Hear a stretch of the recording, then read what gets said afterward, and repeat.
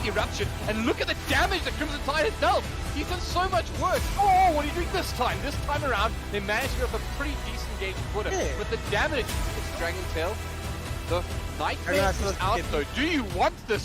They do manage to get off the LT, and they're controlling the DK, but the vacuum is phenomenal. And Junaid now, he stands and delivers. Remember me, you want to put the Grimstone LT out as well. Slinks on the front line means that they will finish off the Doom. 5 back BP. RP is on 3, and 3 will die alongside it. They 5 back immediately though, because they have to freedom. They still get the portal, and they managed to break down at least one. And Deppy, he's still alive. No, this is ridiculous. How haven't you fallen yet? Jappa gets straight back in, and Remedy.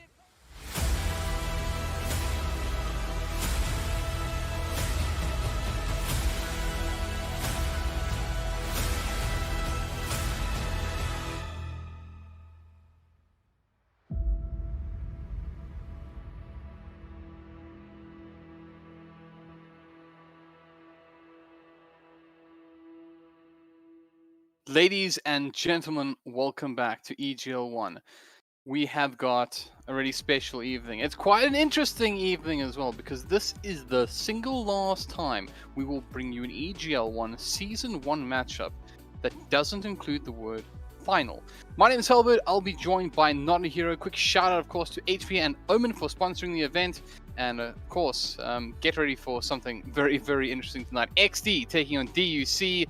You gotta love it. notAhero, welcome to the broadcast. Oh, super stoked to be here. Tonight's going to be a cracker.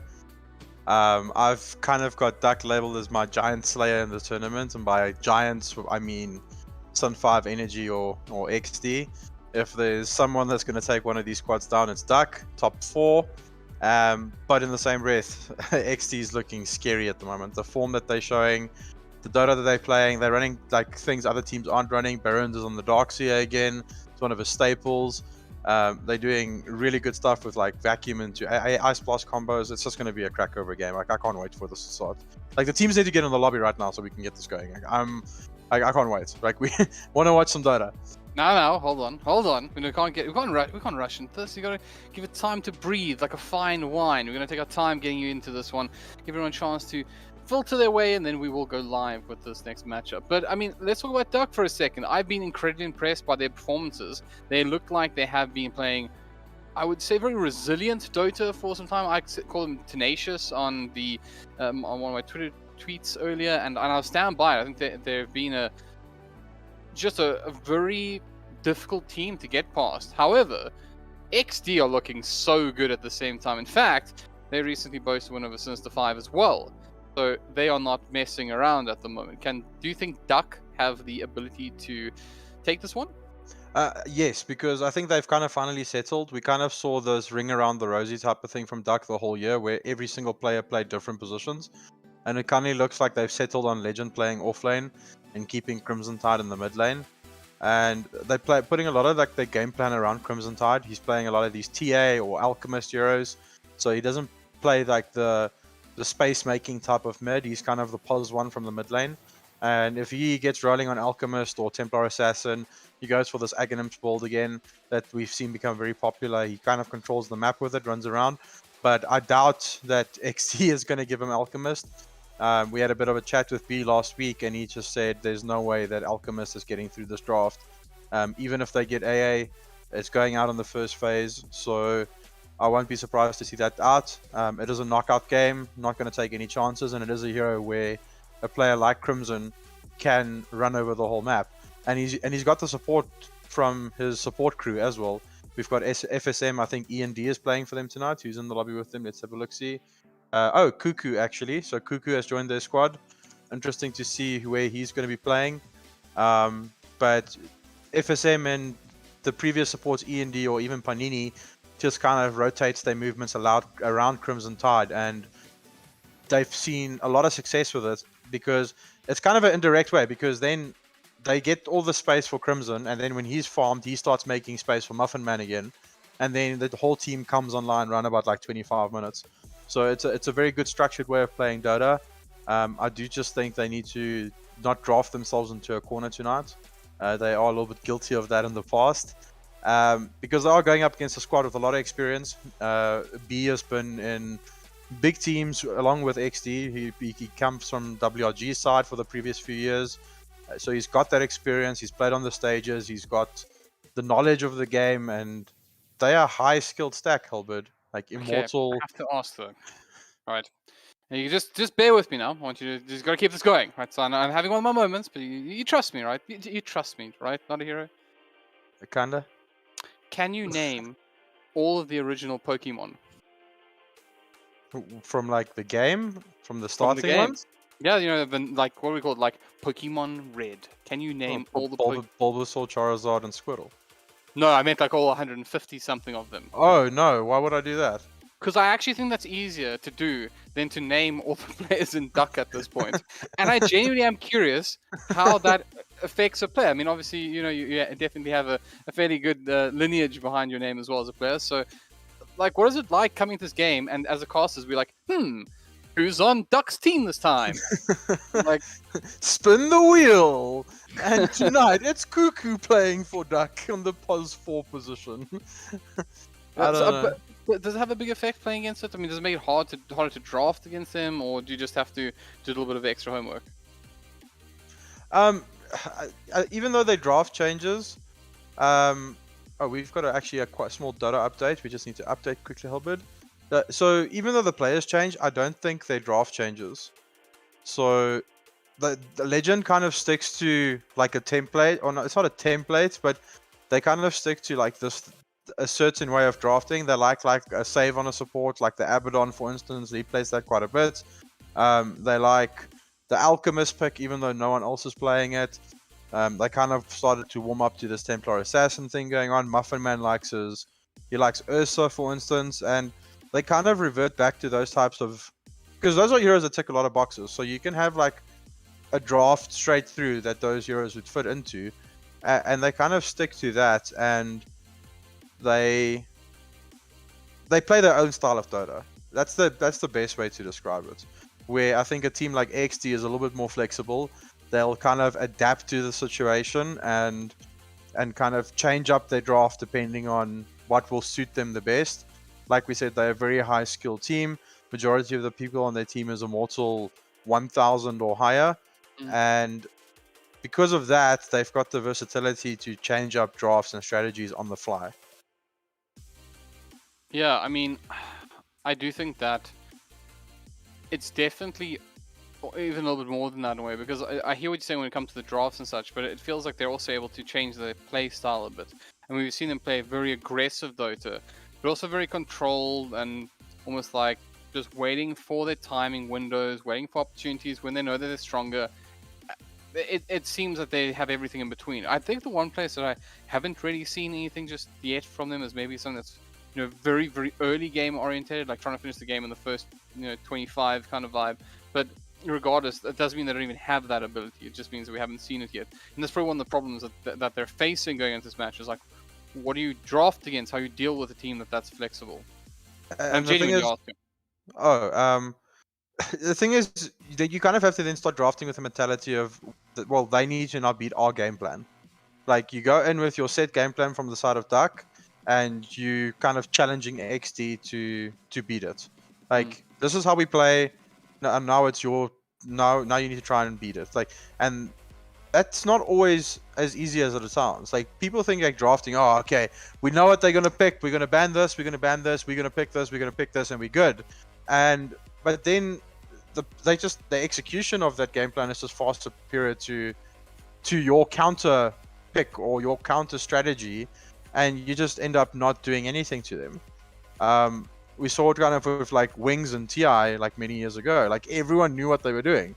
Like, everyone, and a better example would probably be when Newbie won TI with the whole Death Ball 5-man rundown mid type of story, and everyone knew they were doing it, but no one could stop it. Like, you know it's coming, and Dota to a degree obviously has changed, but there's still a little bit of that. Like, you can know something is coming, and it doesn't mean you're going to be able to stop it. Yeah. So, but something that I do want to comment on is this.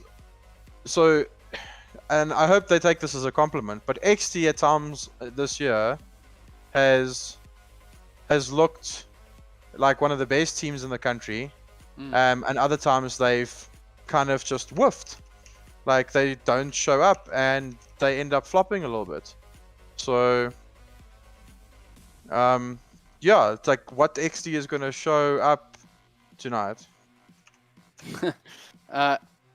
Yeah, this is the thing as well. And I think we, I was talking to the owner of Exdee, good old Reddit, and he made the comment to me as well that he felt that there was a great amount of competition that there is at the moment in the top bracket of SA Dota. Now the irony is that I think a lot of people would probably say that the top teams at the moment are between Exdee, Sinister5, and Energy Esports. And DUC weren't even one of the invited sides. So bear in mind that they had to win the qualifier. They have come from that position to make their way to the point that they're in now. So they've already sort of overachieved, if you will, because going in from, I guess, number 5 by winner of the qualifier coming to position 4, they've already won. But no.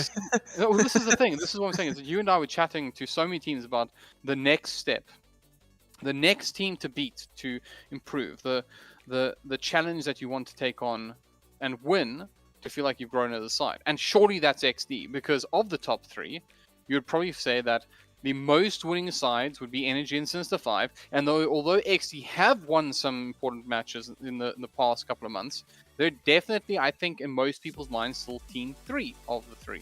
So this is the match they want to win, right? This is the game right now. This is the stepping stone for DUC.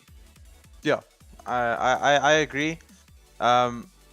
It's just, but like you said earlier, who's going to be playing for DUC tonight? And they've got Cuckoo now joining them for this game tonight. And I know he's been pubbing with them for quite a bit, but having a new addition to actual like competitive match, it's different. I don't know how much experience Cuckoo has in the competitive scene. I'm openly saying I don't know, and I don't see him as someone that's played in a high stress environment like this before. Like, this is for a podium spot. Winner here is guaranteed 3rd place.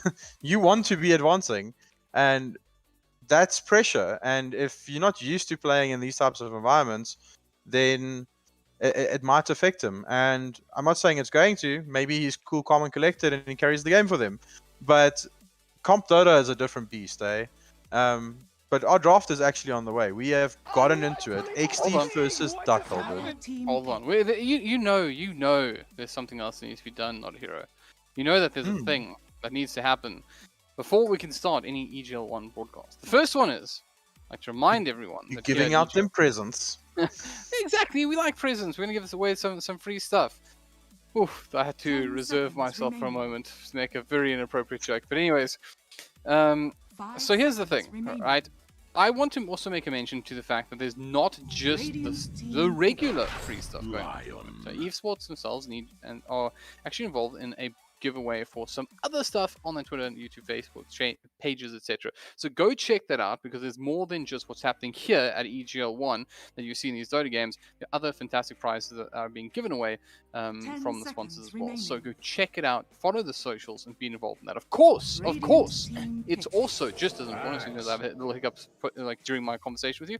There's also the free stuff that's coming up today. In order to do that, you're going to have to come over to the YouTube channel, so make your way over to YouTube and search for Evesports, the easiest way to find it. You'll find us, your handsome and not so handsome shoutcast. You can decide which one is which, and then you can also potentially win some free stuff here at EGL 1. And I believe today we're giving away a 250 Rand Steam voucher that you can either buy a game on sale, your favorite game, or potentially put it towards some cosmetics even for Dota 2. So anyways, come check it out. Don't miss out. Be a great opportunity to engage with us here as well. And let's keep it nice and friendly and positive. And with that, finally, I will say, ladies and gentlemen, welcome to Game 1 of DUC versus Exdee. notAhero, there's a lot for you to talk about here. Legogo. I'm just reconnecting to the game quickly. Can you just like shout out the bands for us there quick? Well, in that case... Let's try that again. Hey, it's going to be the Nyx Assassin, Winterwife, and Axe and Hoodwink, banned and picked up by DUC respectively, two of course, and then it is the Death Prophet and Alchemist banned up by Exdee, and so far they've picked up Line. Now I know that you feel that the line DK is the big one, or will it be the DK? It's going to be the Luna. I really feel like Luna's in a great space at the moment, notAhero. I mean, tell us why this hero is so good. Why am I so scared of it in my puppies? Wait, Lion or Luna? Luna. Yes. Lions don't scare me. Lions don't scare me. Luna's one of the heroes that can actually like lane really well against these strength offlaners. So like your centaurs, axes, dragon knights. She's one of the few cores that can actually trade with them in the lane, mainly because of her passive, and then also because of Lucent Beam. You kind of see them take glaives quite late as well, unless they're being completely bullied out of the lane, then they want to move back to the jungle with glaives.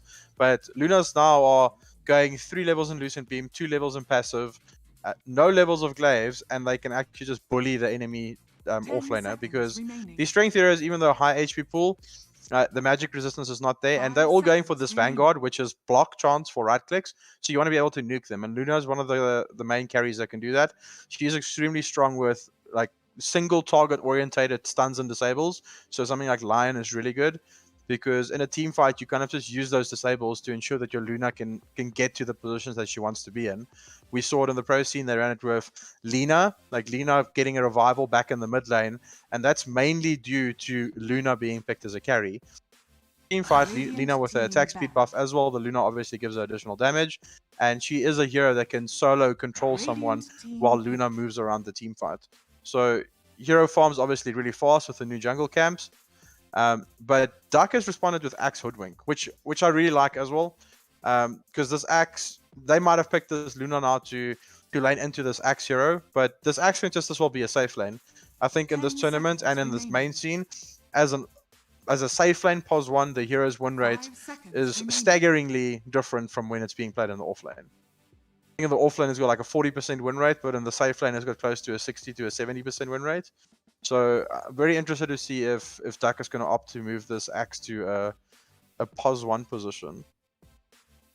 Well, I mean, I guess it does mean they have to start considering things like the Viper for Exdee, because obviously the break is so important playing up against an Axe when you're playing against one position Axe in particular, and that is, if I'm trying to think, that's probably the most significant break on the field. I mean, we've spoken before about the likes of the Doom that also do exist, but that comes into play a lot later. Doom though. Yeah, but we haven't seen much Doom in this tournament. We know the Southeast Asian teams like T1, like they value the hero extremely highly. They play it every single game, whether it's mid or off lane, just goes as Midas build, gets drums, blink dagger, stun on himself, and then he goes Ags into Refresher, and he just controls the map. They do opt in to ban Terrorblade, very high win rate at the moment. PL, and then Drow Ranger. I guess Luna's not a carry that likes to fight into Drow because she just completely outranges her. So that is a very nice ban as well. We've seen a lot of Drows being picked up into TB as well. It's kind of a counter, but they opt to ban both. DUC then take out Oracle and Shadow Demon. I don't know. I think B is the pos 5 player for Exdee. I don't think I've seen Ski play Lion. I guess not. So Skihound will also play Lion. But I don't know if you want Lion plus Oracle. That's not Exdee's play style. They did ban the Burn Doxia. I guess they don't want to be playing into that. Nyx Assassin was taken out. Winter Wyvern, very broken at the moment. We saw what 9 did on that hero from a mid perspective. And I do think Junaid is also the type of player that would do like a Winter Wyvern mid possibly. So taking that out of the pool for a second, right? And I will say this much: Oracle is one of the most picked up heroes by Exdee. They also have an 87.5% win rate on the hero. So one of the most picked heroes they have, and they win 87% of their matches with it. The problem is, notAhero, is that they've won there a lot. are so many problems. Because, for example, as you correctly state, Doxia has been picked up 10 times in this tournament, and it has a 100% win rate for Exdee. You do not want it. But guess what's they've only number dropped 2? one series. They've only dropped one series, Albert. Fine, but guess what's number 2? Number 2 is the Tusk. It's actually got an 88.89. I mean, this is by map. Do you know who's been playing the Tusk? Has it been Ski or B?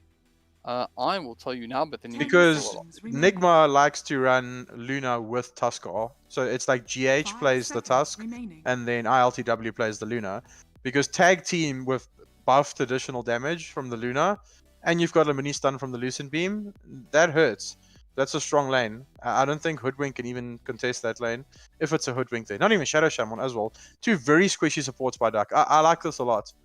I think that's a B Tusk. It's one of his signatures. And then the Lion will go pos 4 on Ski Hound. I could be wrong, but I do like the idea of...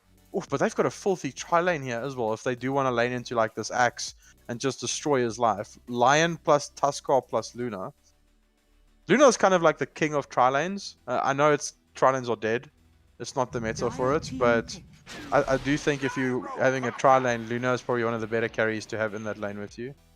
There's the Gyro. Gyro for Muffin Man. That's an offlane axe. I would have liked them to pick up their mid now. To go back in time, it is in fact B himself who plays playing the Tusk. Tusk. Yeah. Yeah. Yeah, it's a B hero. Like back in the day, me and him used to, when we were playing them, like kind of fight over the Tusk. If we had first pick, they would ban it, and if we had if they had first pick, we would ban it, and we would like kind of always fight over the Tusk. So I know he plays the hero extremely well. He's a very capable Tusk player. Duck, they're not for a Gyrocopter. I like Gyro into Tusk is pretty good because Tusk never really wants to roll onto the Gyro because the damage that's going to come back is very high. But I would have liked to see Duck pick their mid now instead because you can still flex the axe. You're giving kind of your lanes away at the moment, and then Exdee responds with Mars. You can play Mars mid, so that's Mars Lion. It's a very strong combo lane at the moment. Like we spoke about, like Lion plus one of these big tanky strength heroes like DK. You brought up the DK, but Mars kind of fills that same role. So Lion plus Mars, really strong lane. You've got Luna plus Tusk on the other side of the map. I don't think Axe is going to start he's going to have to creep skip from quite an early stage. He's going to have to get Vanguard really, really quick and then just like creep cut the whole time. But Luna can just get a possessed mask and farm under tower. She is a very capable carrier of just CSing under the tower with her blessing or her aura. Templar Assassin taken out by Duck. Very surprised they might not want to pick that up for Crimson Tide. He's been playing a lot of it. We see Broodmother taken out. Crimson also plays that, and then Razor taken out. I guess Razor's a good pick. They don't really... They've got lots to deal with it. Like Mars is pretty good against Razor, I guess. But it's just a nuisance for them, and it also might give us a little bit of indication what they want to pick for Janaid. Is Dragon Knight taken out in this draft? No. Yet, still available. Yeah, I think Exdee is going to pick DK here. That's why they took the Razor out. That Razor ban is kind of indicating that they're going to do Dragon Knight to me. It gives them tower push. Yeah, it gives them tower push. They don't really have tower push at the moment. Luna's offended. Luna doesn't really push towers. She pushes base, but not towers. Like once that first one goes down, she just like slaughters. Well, Luna will push towers after 20 minutes, but before that, she doesn't really like push towers. Fair enough. So you feel that's what they're missing right now? Like gives them that in particular because they've got a tanky frontliner, right? Well, let's see what it is. Yeah. Oh, Ember Spirit. Okay, I like that. It's more catch. It relieves a bit of pressure on Variant on the Mars. You can kind of hunt with Tuskar plus Ember because very mobile. Very nice hero to deal with Hoodwink and Shadow Shaman. Both are really squishy that you can kind of just blow them up. And he's a hero that can disengage from Gyrocopter at any stage as well. And he's got multiple tool sets to dodge the rocket against the Gyro. So I don't know, maybe they kind of thought that they didn't know if this is a mid Gyro. I don't think Duck would do that, but DK is fine against mid Gyro. Not I like it. Like now, like that does. Do you see an interesting position? Because I mean, I hear what you say about the rocket, but I actually I feel like a Gyro getting extra early levels right now could be worth it. Well, it looks like they're going to provoke instead. I mean, that is not something I'm going to complain about at all. Oh, in fact, I'm going to celebrate it. Just take it in for a moment. Okay. That's a really good pick. Like, you have to enjoy this you give it an opportunity to breathe like a fine wine. And although Crimson Tide has committed the cardinal sin of using the Invoker persona in a professional, I guess it's a professional game, right? Like it's amateur league, but it's we're playing for real money, etc. And he has committed the sin of picking Child Invoker. So other than that, It's gonna be great. I love watching Invokers, and I think that gives him a lot. Like, you know, it's one of those heroes that scales so independently on how good the player is. You can do so much based on how good the player is, and can entertain so well based on how This good is the interesting player to see is where it's going to go. Like, is he going to go Quas-Vex Invoker here against the Ember Spirit, or is he going to go Exort? They've got quite a bit of tools to capitalize off the Exort Invoker. You've got Shadow Shaman, Hoodwink, Axe, plus Gyro. All of them has a disable. So Exort could work. But we've seen most Invokers these days opt for Quas-Vex. Go this Witchblade into Witchblade build, or even an Orchid build. Miracle kind of goes, he does go Midas on the hero, but then he becomes kind of like a right clicker afterwards. So interesting to see what type of an invoker this is going to be. Normal invokers can't do cartwheels, HellbirD. That was great. I love to see that was really cool. Little cartwheel into the match. You know, it's almost as bad as chicken mayo pizza. That's all I have to say on the matter. When the Dark Art set comes out, I might change my mind. But it's not here. It's not here. There's no Dark Arts Child Invoker set right now. It's just this weird Bride of Chucky thing going on. But anyways, Crimson Bride of Chucky Tide will be planned one way or another. Ladies and gentlemen, once again, welcome to EGL 1 and welcome to the fourth last match of the entire tournament. DUC versus Exdee. Let's go. Yeah, so DUC's draft is a little bit strange. So usually with Gyrocopter as well, you want like other tanky heroes to fight with it. Oh, Exdee's going for a smoke play. So this is going to be an interesting one. They're making the way down towards... Oh, it looks like Exdee wants to do this. DUC wants to do the same. I mean, they're drawing out the lines, but there's only two. There's Legend and Cuckoo there, but the rotation's coming in, and guess what? Crimson Tide Muffin Man, they kind of smell something's off, but the smoke pops, so they know exactly what's going on. And what a beautiful impale will get both of them. But of course, next to that tier 1 tower, they are not going to mess with DUC. I say this as they do take a little bit of extra damage. They're going to put down the ward as well, which means they get the Observer ward down very early on in the matchup. The tips come out. Yeah, it's just a nice little play there by B. Like, instantly runs into the tower range to see if there's ward. They instantly drop the sentry, get the D ward. Lanes are going to happen like we spoke about, like putting this Tusk with the Luna. Very, very nice strong lane into the Mars. And then you're going to have Lion with the Mars on the off lane. So, strong lane in the off lane, stronger lane in the safe lane. Exdee is really going to have their hands full. Because yes, Axe is tanky. Gyro is kind of indirectly tanky because he does a lot of damage to you and he's got quite a high armor base. Starts with 7 armor, so really, really high. But if they get on top of the Shadow Shaman or Hoodwink in any form, these heroes will melt. Hoodwink starts with 540 HP, HellbirD, and only it's 4 armor now. It used to be 6. So it was nerfed a little bit because the hero is way too broken. But look at top. Tag team coming in already on the Axe. And does a lot of damage early on. Does get bailed up by a beautiful bit of work from FSM. But the damage was there. I mean, you can see already the pressure on Cuckoo very clear. Okay, so DUC has swapped roles again. And I just praised them for having some stability. Legend is back on pos 5 and Cuckoo's playing offlane. No. Just never know, man. 64. Name Pokemon 64, right? Like, it's probably easier. Yeah, Pokemon number 64. Onyx. No, it's not. I'm lying. Let us know in the chat which Pokemon is Pokemon 64. And have you caught them all? That's very important. Caught them all? You definitely have caught all of DUC because there's an infinite number of equations. Like, you'll never know. You'll know the next game it'll probably be different. So that's just how it is. All right, top lane though. We've given you enough attention for now. Let's talk about mid. Crimson Tide versus Junaid in the mid lane, Invoker versus Ember Spirit. How do you feel about this lineup? He has gone for the Exort Invoker, so it's easier to CS on the hero. We have seen Quas-Vex Invokers kind of get bullied a bit. But Junaid did opt for Flame Guard when he saw this. The moment he saw this Exort Invoker, he went for Flame Guard build. I'm pretty sure if it was a Quas-Vex, he would have just gone for Sleight of Fist Max and Chains. Are you dead? No. No, he's not dead. He's doing so much damage top lane. Maybe he's solved up though, if SM wants to try and break it, but he's not going to be able to find a way through. Sorry. So this is kind of a level-based matchup. I think it's usually weird because Axe is kind of like level 1 and 2 because you want Spin to be level at least 2 levels into Spin as well, or counter Helix. Against Luna, it's kind of the opposite. I think the longer this lane goes on and the more levels Dire gets, the stronger the combo is. B hasn't skilled yet, but he's in a little bit of trouble. Okay, just takes Snowball and he gets down. Yeah. Nice little heads up play there by B. He kept his skill point. If they could have gotten a kill with the ice shards, he would have leveled it, but he needed the Snowball to stay alive. Right. So Ski in trouble here, but they try and run him down between Muffin and Legend, but they haven't been able to quite pick him off just yet. Baron helping out as well with the spear. Nice aggression by DUC.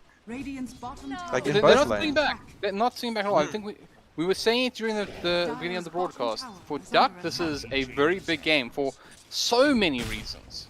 And one of the big ones is that Exdee are in fact the stepping stone that they need to overcome next. If they can overcome Exdee, they will definitively have taken the next moment. But top lane, goes going on Cuckoo. Takes a lot of damage, but once again, FSM is able to connect with a lovely bit of work with Bushwhack. If I was Exdee right now, I would fly out a Quelling Blade on my Tusk, and I would literally cut down all these trees on the side here. Because that's the second time that a kill has been stopped just by a Bushwhack, and it's hit both of them. So, just cut... okay, yeah, see Remedy, eat those trees. Eat all of them. Oh wait, first blood? The Gyrocopter falls in the end. Baron picking up that kill to Muffin Man, that certainly doesn't suck for him. Always feels good when you can apply that extra pressure early on as a offlaner and just speed up his ability to create space on the map as the game progresses. That first blood has also given him a ring of health. I'm sure it's going to be much stronger now. It's just going to be a casual ring of health into a soul ring. We've seen Marsus do this often, just a value ring of health. I guess I wanted to say if a Helm of Iron would have not been better. Remedy in trouble here. They do manage to get off a little bit of damage and a little bit of support from the B Tusk, but at the end, Cuckoo will be rewarded alongside FSM with the kill onto the opposing number one, and that is very significant because they just took so much pressure off this Gyrocopter. Muffin Man can breathe a little bit easier. It would have been nice if the kill there could have got onto Cuckoo, because he's approaching like also his ring of health. He just bought it, but it would have been quite a nice little bit of chunk of gold towards his Vanguard. But I do think you just secure that kill at that stage. FHM getting that last little click when the Luna was running away, not taking the chances with the battle hunger tick, because it is only level 1. Right, well, mid lane, you can see a little bit of pressure being put on Crimson Tide. They're squaring off pretty decently against each other at the moment, 27 for 1, but versus 23 for 5. So Crimson Tide giving as good as he's getting at the very least. Bottom lane, however, Baron wants to go into lane. He's tagged him a couple of times, but this Earth Spike comes out from Ski. He's going to be caught out by the Rocket, though, and it might be enough damage with the Rocket, but not quite. Again, Muffin Man going to have to settle for damage, but Legend will get the kill but the worst possible way. Baron, I don't know if your team loves you or hates you right now, because the result was that he traded supports. Oh, Ski! Actually, he was out, and then Baron just goes, well, I'm going to kill the Shadow on the tower. We're not going to see that too many times, but I will say this much. I actually have to hand it to Legend. The fact that he was able to get off the Ether Shock when he was mid-skewer, had the heads up to do that, not just panic, was actually really great. So, nice little play there. And, making the best out of a really bad Baron, situation. you definitely owe Ski a tango or something, because that was uncool, man. Like, just wait like a second longer. Just give me a bit more chance to run away. So, Crimson Tide on the Invoker is opting for this Witchblade, which is... oh wait, they're going on Cuckoo top. B is rolling on him. Integration coming in, Cuckoo in a lot of trouble. He'll be brought down this time, even though again, the Bushwhack was solid from FSM. Simply wasn't enough damage to keep the score alive. Mid. Big engagement comes into Nade and Ski, make the rotation, and they are going to bring down the Crimson Tide Invoker. So, Exdee certainly happy to make some movements around the map, and leading 2-5 at the moment, but 1k net worth lead. Certainly handy early on in this matchup. Again, so much on the line. Bottom lane, Baron in trouble though. He's being run down by Muffin and Legend, and that was a beautiful response. This is why we spoke about just how much we have come to love DUC and respect their tenacity. The fact is they made the perfect call. Line was missing from the lane, and they immediately went and punished the offlaner. Yeah, it's just good heads up Dota. The Crimson's going on the Ember middle. Junaid? Okay, he's got an illusion rune. Just debuffs the cold snap. So, yeah, Lion died bottom, TP's in middle to get the kill on Crimson Tide, but they respond with a kill on Burn in the bottom lane immediately. But something that I do want to point out, HellbirD, is look at their stacks. Like, look at XD stacks. That's a triple on the Ancients. I think that's a quad on the small camp. They are stacking this jungle up to oh, Gyro bottom. Kind of these three there, as mentioned, they have got a Muffin Man, and they will drop the ulti, excuse me, the Sunstrike coming up from the Invoker, but it does miss. Muffin Man could, they want to finish off the job on Baron. Nice rotation comes in, and I like the fact that they didn't spend a second thought dealing with the line. It was a case of, we will get the core, and we'll be rewarded with it, and that is a good rotation that works out very well. But it is being punished by Junaid, who managed to find the kill on the Invoker. They brought in Legend, but he didn't have any mana to support anyway, so he's going to have to settle for the experience mid. But at the moment, it does look like the mid lane is starting to pull ahead. And Exdee, they have the trifecta right now. The three highest net worth players in the game are the three cores of Exdee. And sure, DUC aren't too far behind, but that is a lane says one. And they still have their stacks. And if you look at the other side of the river, there's nothing going on. Yeah, not a single stack on the other side for Exdee. Their supports have kind of been trying to create space on the map. I guess there's a stack here by the bottom camp on the right hand side, the top, the big camp. It was probably stacked by Exdee as well, to be fair. It was probably them when they were doing a pull or something like that. Crimson needs to watch out. Go in a Muffin Man, they connect with God's Rebuke, and look at the positioning of Baron. He knows he just needs to sit on top of Muffin. They'll finish the job as they spear him and skewer him. Junaid's coming bottom. More kills into him. He's got a double damage, so they want to use this double damage to get onto this tower. FSM is probably dead. Yeah, there's no way out. A lot of disable and they make it look easy in the end. FSM had a good game. Cuckoo! I don't know about this. Goes straight in onto Baron. He's going to get pinned up against his own tower, but that DD has been activated by Junaid, and he's doing a world of damage. Cuckoo tries stands ground, trying to bait around it, and Ski even lit up the finger for just a second. In the end, they do manage to find 2 kills there for free. Cuckoo, not sure if that was the play. He's going to regret that one. The only bright side is that Crimson Tide have a little bit of extra space mid to use it to get ahead of the Mars net worth, but it was punishing to say that he's top lane. They're going to re-engage onto B. They'll pick up the support. As they move in Legend, he does have 7 wards and will commit them. Immediate fortification comes out from Exdee, but that should only slow down the inevitable, as Muffin Man as well as Legend will have no problem here taking down this tier 1 tower. But the response is there. Exdee going to mirror the behavior. They've pushed out Baron, who will sidestep the Sunstrike as he tries to maximize his farm, just pulls the neutral creeps onto the creep wave. And, well, they weren't cooperating, but, you know, the damage was done. They've created the space. Ski's going to be able to finish off the tower in bot lane, and they should trade off pretty nicely, actually. I think a better this is perfectly fine. They kind of... So XD kind of just wants to keep this mid tower alive because that's kind of what's protecting their stacks at the moment, and even the bottom tier 1. So your bottom tier 1 is usually a dead tower, but with all these ancient stacks and stuff, Luna has also taken 3 stacks already. There was 2 additional ones in her jungle. Junaid's kind of playing aggressive here. Crimson needs to watch out. If he dies another time here, like, it's going to be very bad because he doesn't have a Midas. But look at these stacks, HellbirD. Stack it again, like he's waiting. That is beautiful. Yeah, there's the stack, and he's going to loosen beam now and just pull them both. That's really nice heads up play as well. And does he get both? Is he rewarded with both? Yes, he is. So lovely bit of efficiency coming out from Remedy. And with that Master Madness build, he's going to have absolutely no problem dealing with it either. Mid lane, however, is looking fairly occupied as Baron is keen to pick a fight. You can see the pings coming out immediately. They know that FSM is there. Do they know that he's got backup? The Legend's going to walk in. They see him. They drop down the ulti and they'll spear him up too as well. FSM, though, does manage to get the Acorn shot down, but he isn't able to get the pushback out in any kind of reasonable way. So B will be traded off here. In the end, that's okay. Support for support, but in fact, I lied. They picked up 2 of the supports, so once again, favoring XD, and it does bring the rotations. Just look at the net worth graph for a moment. 5k plus on both the Luna as well as Junaid's Ember Spirit, whilst Crimson Tide suffering at 4k. He is so far behind at this moment in comparison. He's trying to deal with 2 cores because Gyro and Axe are not having great time. He's the highest on his team. And he's the highest on his team. Like he's his net worth is terrible. It's the fact that he's having to effectively carry the weight right now of the fact that his offlane Axe just simply doesn't have the farm that you expect on an offlane Axe, nor the Gyro. These are flash farmers. 2 heroes that need to like 12 minutes in, you want to be approaching close to Blink Dagger territory. still 1,600 gold away from it. Like this is not a fast Blink Dagger at all. Those deaths in the lane have really cost them. And look at this Luna. Full Mask of but it's Madness, also- full Dragon Lance at the moment.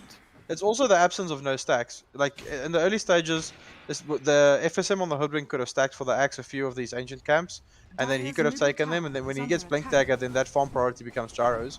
So you accelerate the axe so you can start making space for your team, and it just hasn't happened. If you look at Junaid is 600 gold away from a Maelstrom, and he's got face boost, jab, and Baron, all who also will get the core.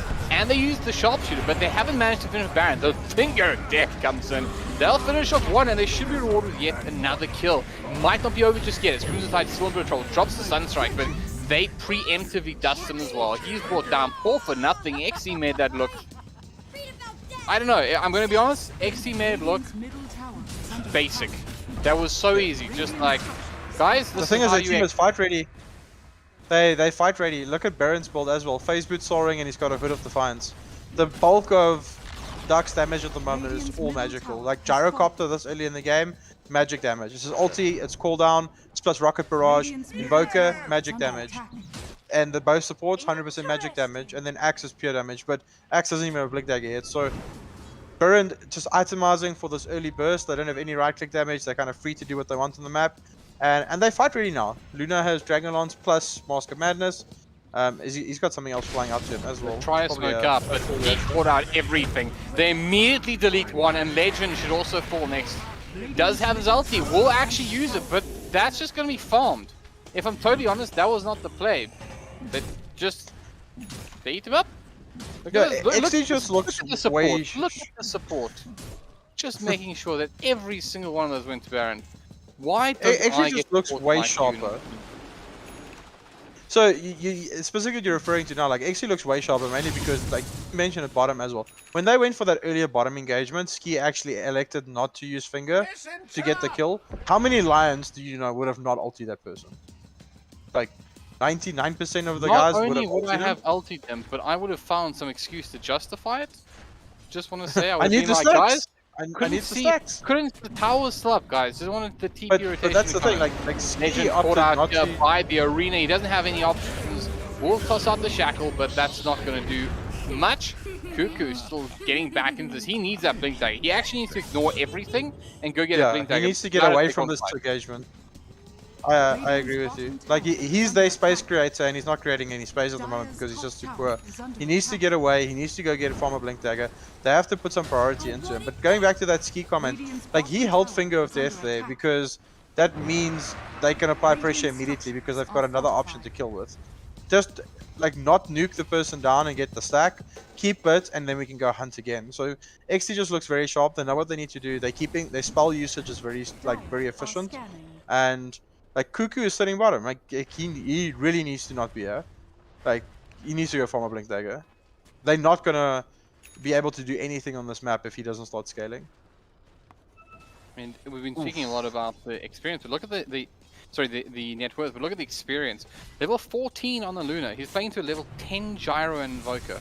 He has such an enormous Invoker. Level 1 LT versus level 2 LTs. That's, you know, effectively what we're going to be looking at.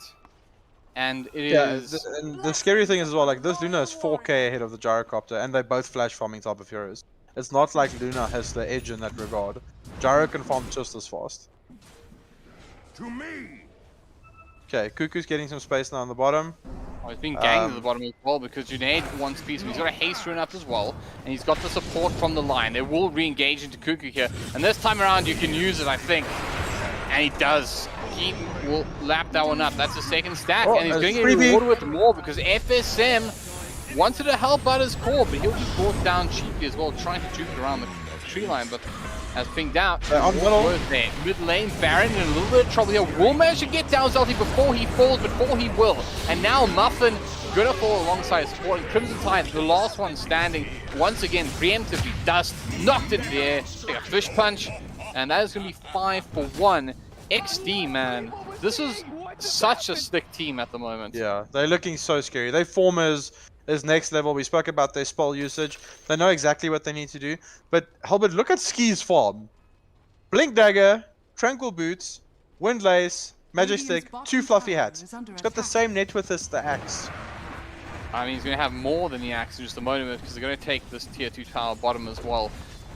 Very troubling times for DUC and their fans because honestly, it seems unrealistic to expect that even 17 minutes ago they're able to pull this game back. FSM trying to run this one off, but he's just destroyed. He did so much damage with the sleight of fist as well. But that's also like going back to the man wants a high five. How can you do this to your friends? Was he it also goes back to the draft because these two squishy supports for Duck has just not been able to do anything on the map together. Like B and Burn are constantly hunting together, or B and the B literally plus any of the heroes. B and Ski can hunt, B and Ember can hunt, B and Baron can hunt. Like these guys can just run at you on the map, and unfortunately, like Duck can't do the same. Like your Axe is your run at you hero. He's kind of playing a little bit of catch up. His Blink Dagger is coming out now, but it's 18 minutes into the game with your offlane Axe having an 18-minute blink. Like that's really rough. And I don't think 4 minutes ago would have felt maybe that you're catching yeah, that's up a bit late. Yeah. But at the moment they're going to pick up Legend again. You can see that Exdee is just going to take control of the triangle, make sure that there's even less farm available. And the one, I guess, good thing is that Muffin Man's trying to use the space well and push out these lanes and such, but you just see the entire momentum of the game is just totally Exdee favor. They've pushed in both lanes, mid and bottom, and yeah, although so Duck has Muffin the combos. Like Duck has the combos. They can like Sunstrike into Hoodwink ulti with the Axe call, so you can Axe call Sunstrike with Hoodwink ulti and you'll kill someone. But this is now a level 9 Axe that's going to be blinking in and calling you. He's not that tanky anymore. These heroes are going to melt through. They go in bottom lane, catch up Crimson Tide, big kill again. He does get support though from Cuckoo. Maybe they can turn this one. The cooldown's there, but the save is beautiful. Doesn't pull them back into the heroes. They're all starting moving towards the tower, but they actually on the creep. In they go, they finish off Legend, and although the meatball will fly through, it's going to be turned around again. They do the Serpent Wall down, but the Finger of Death comes out, and they finish off the Axe very easily in the end. It looked promising for a moment, but unfortunately just an immediate save coming out from the Tusk.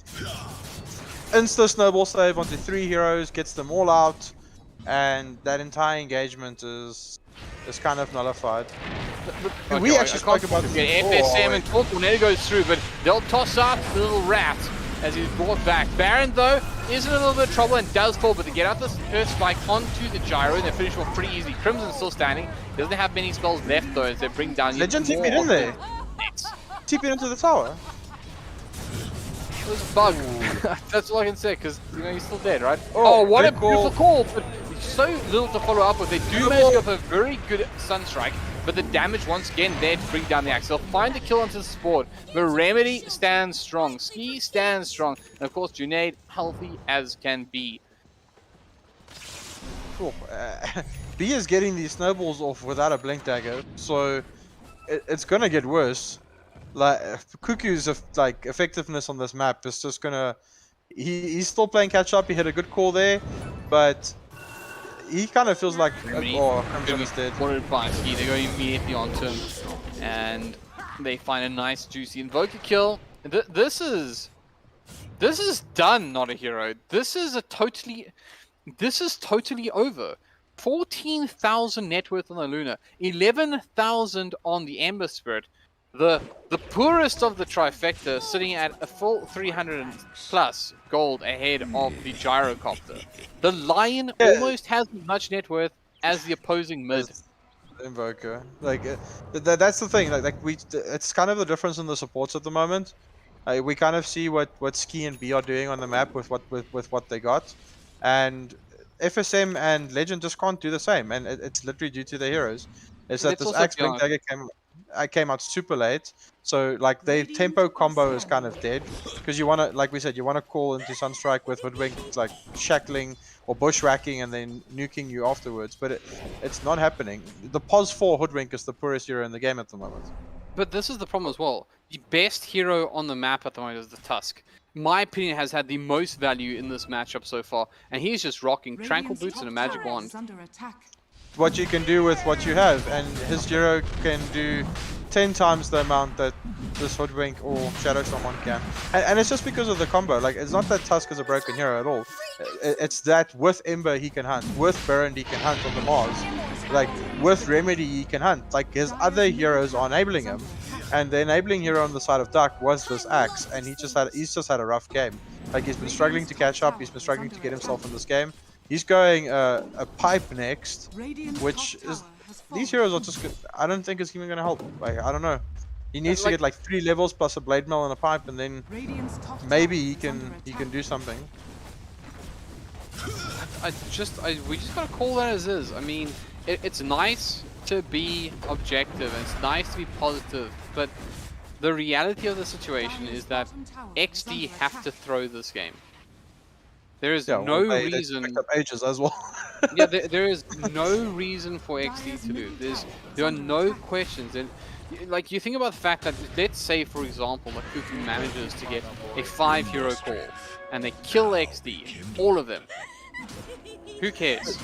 Like honestly, who cares? Like they'll just won't get 5-man called again. The big thing that's kind of like hurting my brain here is that if you look at XD's draft, I would say they've got the early game and the late game. Like Duck draft, like I spoke about Duck not drafting themselves into a corner, but I don't think Duck has a stronger early game, and I also don't think they have a strong late game. So their response to XD's draft has kind of been a little bit weird. Oh, Baron skewering him out. Again, the aggression there, but they do manage to catch up Baron on the high ground. They'll finish the job, but Cuckoo will be the victim that falls next. Nice cooldown comes in. This time B doesn't have snowball, so he does fall alongside it. They'll do 2 for 1. It is a core and a support for... Oh, hold on, never mind. I spoke too soon. Then even things up here. Core and a support for a core and a support. Legend? Is it a core? Legend? No, that's me, not the hero. That's me. No, you can't really classify Axe as a core at this stage because like Lion is above him on net worth. That's mean. It's not mean. I'm specifically referring to net worth. Bully.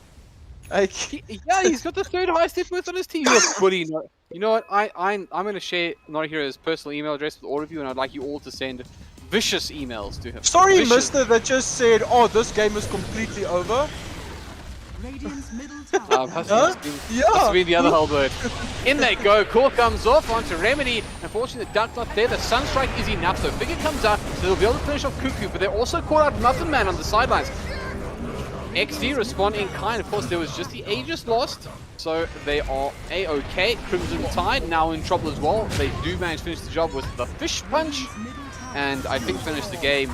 I mean, look, as a captain, notAhero, do you just call GG here and hope? Yeah, you call GG and you get your morale together and you go next. Because you can't have like a similar performance like this game too. You kind of need to regroup. You need to get everyone's heads clear. I want to note on something that, like, please look at B's inventory.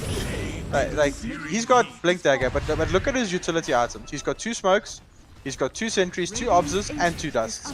He's kind of preparing for any situation. If Oka goes invis, he can drop a sentry, he can drop a dust. Oh, Cuckoo's just melting.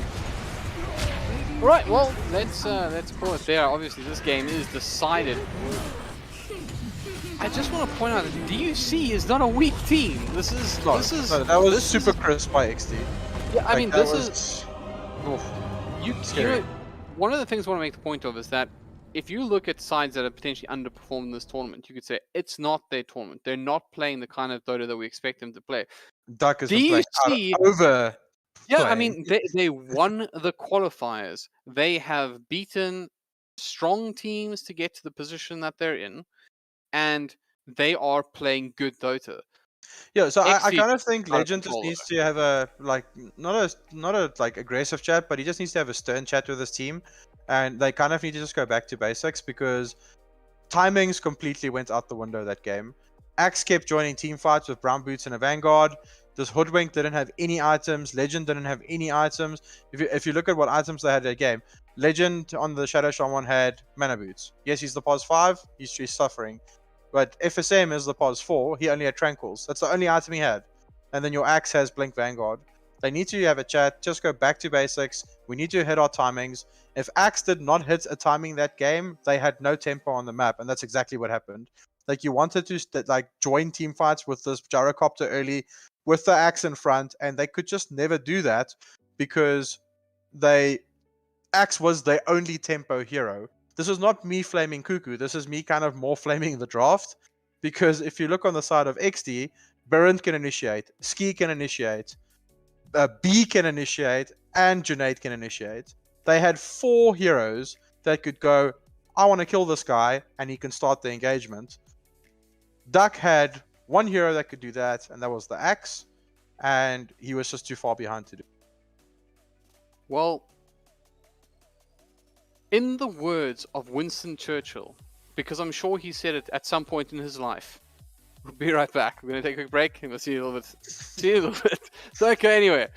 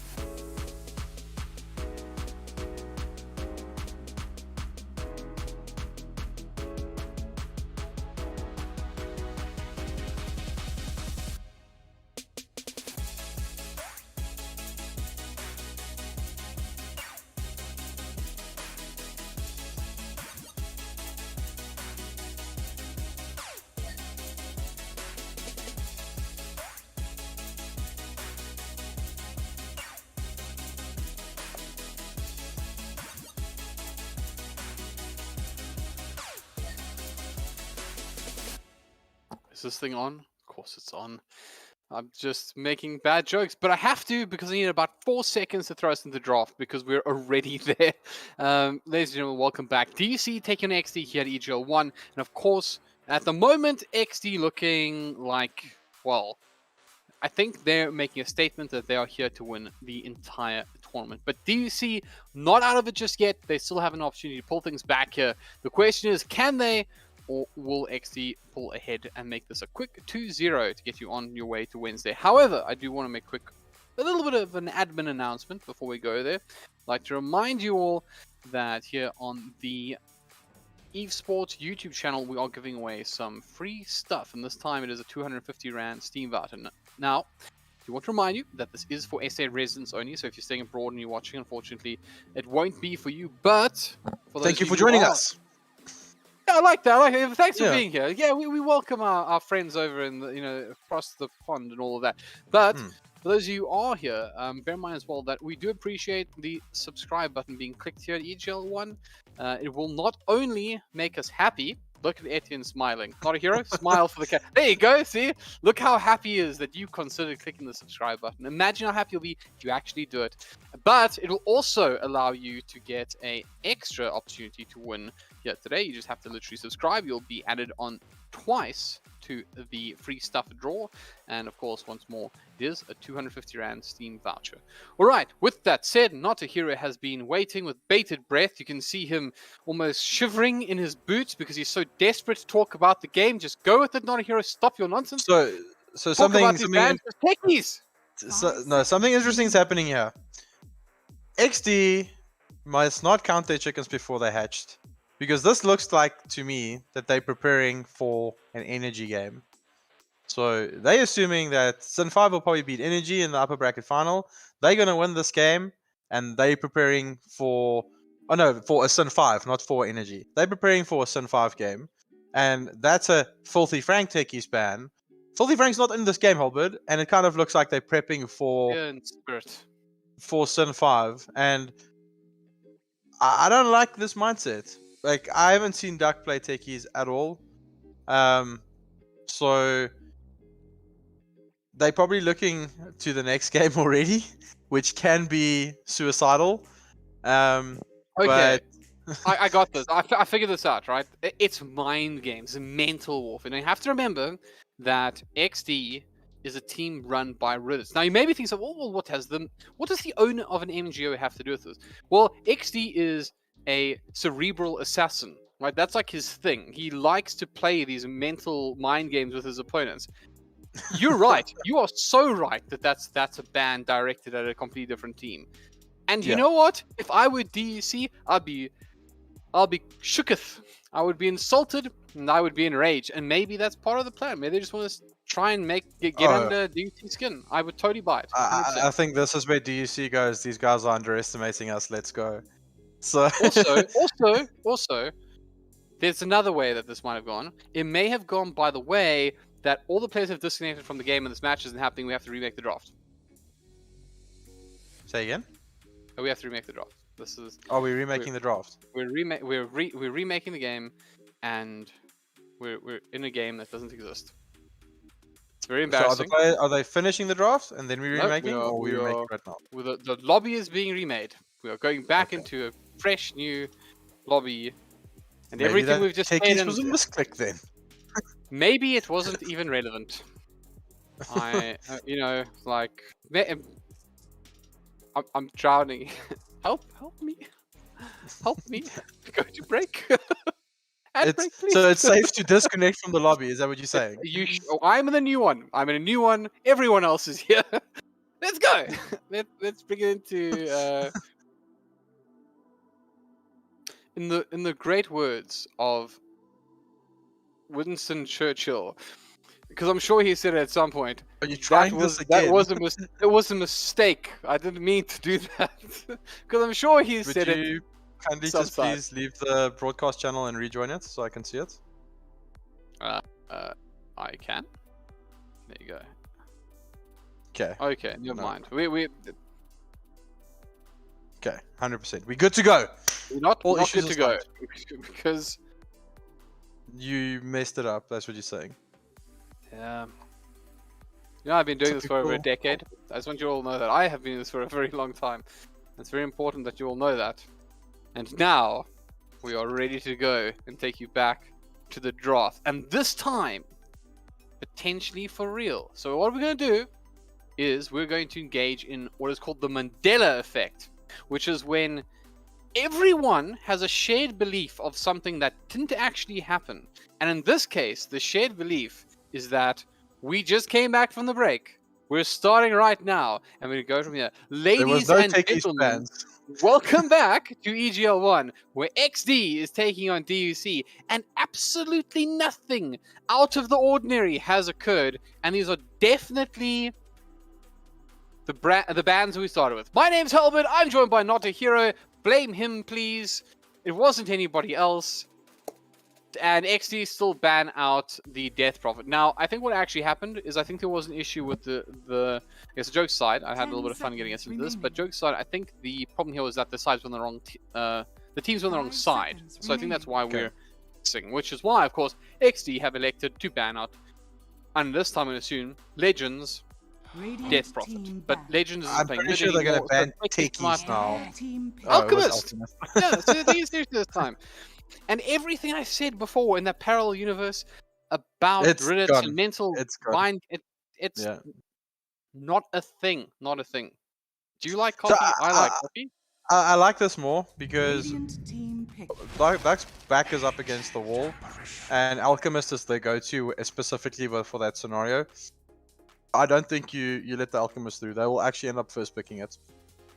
So, Duck up for the AA pick. I like this a lot. They banned the Winter Wyvern and then they pick AA, which kind of is like productive, I guess, because AA is your counter to Winter Wyvern. So I do think Wyvern is a bit broken at the moment. We even saw 9 playing at mid for Tundra, and the hero just looks like be stopped. So very strong hero, needs to get a nerf again. Exdee then opts for the Axe pick, but this could be a big flex. I'm assuming that is ooh, I wanted to say Safely Axe, but now there's a Phoenix with it. So definitely could be a Burn Biceps Axe with a Phoenix behind it. But I think B is more the Phoenix player on the side of Exdee. So I'm not sure if Ski is going to be playing this Phoenix. They do like to have tempo heroes on the map. So that's kind of the problem with Phoenix. Very strong hero. All his spells do a lot of damage. But he's not someone that can set the tempo. He plays off other heroes that set tempo on the map. Okay, well, let's see what they follow up with. I mean, I must say as well, the Wyvern ban, I think is like Wyvern looks crazy. I'm sure it'll be nerfed. But anyways, it's gonna be the Timbersaw. They're actually a very good ban because Phoenix and Axe both strength heroes, so it immediately has Timber an also effect. Timber also makes Axe's life a living like nightmare if this is not a pos 1 Axe. Because do take note, if this is a pos 1 Axe can actually kill Timbersaw. We've tested this. Axe jumps him, pops Manta. He can kill Timber. I guess it's still a valuable hero though in my mind because Timbersaw obviously reducing the strength. It's significant, right? So I do think that's still a solid pickup. And obviously with Phoenix, less impressive because Phoenix almost plays like an intel hero. If that makes sense. Does that make sense? Yeah. That makes sense. So Phoenix's spells cost HP though, like or majority of his spells. Like Sun Ray drains your HP. It still needs mana to cast, but I do like single target stuns with Timbersaw though. He's a hero that pumps out a lot of damage if you can hit your combos effectively. So a small little, just a Lion stun or Nyx stun. They were actually the ones banning out the Nyx. We saw Nigma play it like a few days ago in the TI qualifiers. They ran Timbersaw with Nyx Assassin. Nyx would just hunt, hit someone, stun him, and Timbersaw would finish the kill with a burst combo. So he's really strong with like little mini control combos, single target stuns. It allows your Timbersaw to scale as well. Good against Axe, like you said. Kind of good against Phoenix. He's a horrible egg hitter. So, and Exdee can opt for Grimstroke. B plays a lot of Grimstroke. You've got Grimstroke Axe combo. If you silence Timbersaw when his Chakram is out, you can't hit the egg. So you can't even take the bug off. So it's a bit of a nightmare. So little factors coming in here, but we did say that Exdee likes a tempo hero on their 4, so I'm not sure if we're going to see a Grim pick. I guess they can compensate it for by picking something standard for Junaid in the mid lane. So like something with tempo, something that can roam around the map, then you can opt for the Scrimstroke pick. But you can't have one hero that sets, like applies pressure on the map. So Axe is your first one, you need another one. And Duck kind of has this Timber Saw, but Timber can only apply pressure if you have a secondary hero that can like get in their faces. Right, well, the draw also banned out here. So it brings us to our next picking phase at the moment. Anything you want to see? Anything you want to particularly see? Okay, good. Anyways, I'm reading the chat. Anyways, very good. Anything you want to see in particular? Something that you would like to see from Exdee? 10 seconds. They can probably go back for the Lion pick again. It did quite a lot of work 5 with them, and it's pretty good with seconds Axe as well. You can go an Axe, and then B can be in the safe lane with this Phoenix. The Lion can also go safe lane. Did they take the Oracle out this time? No, they did not. Like you said, they've been running Oracle quite a bit.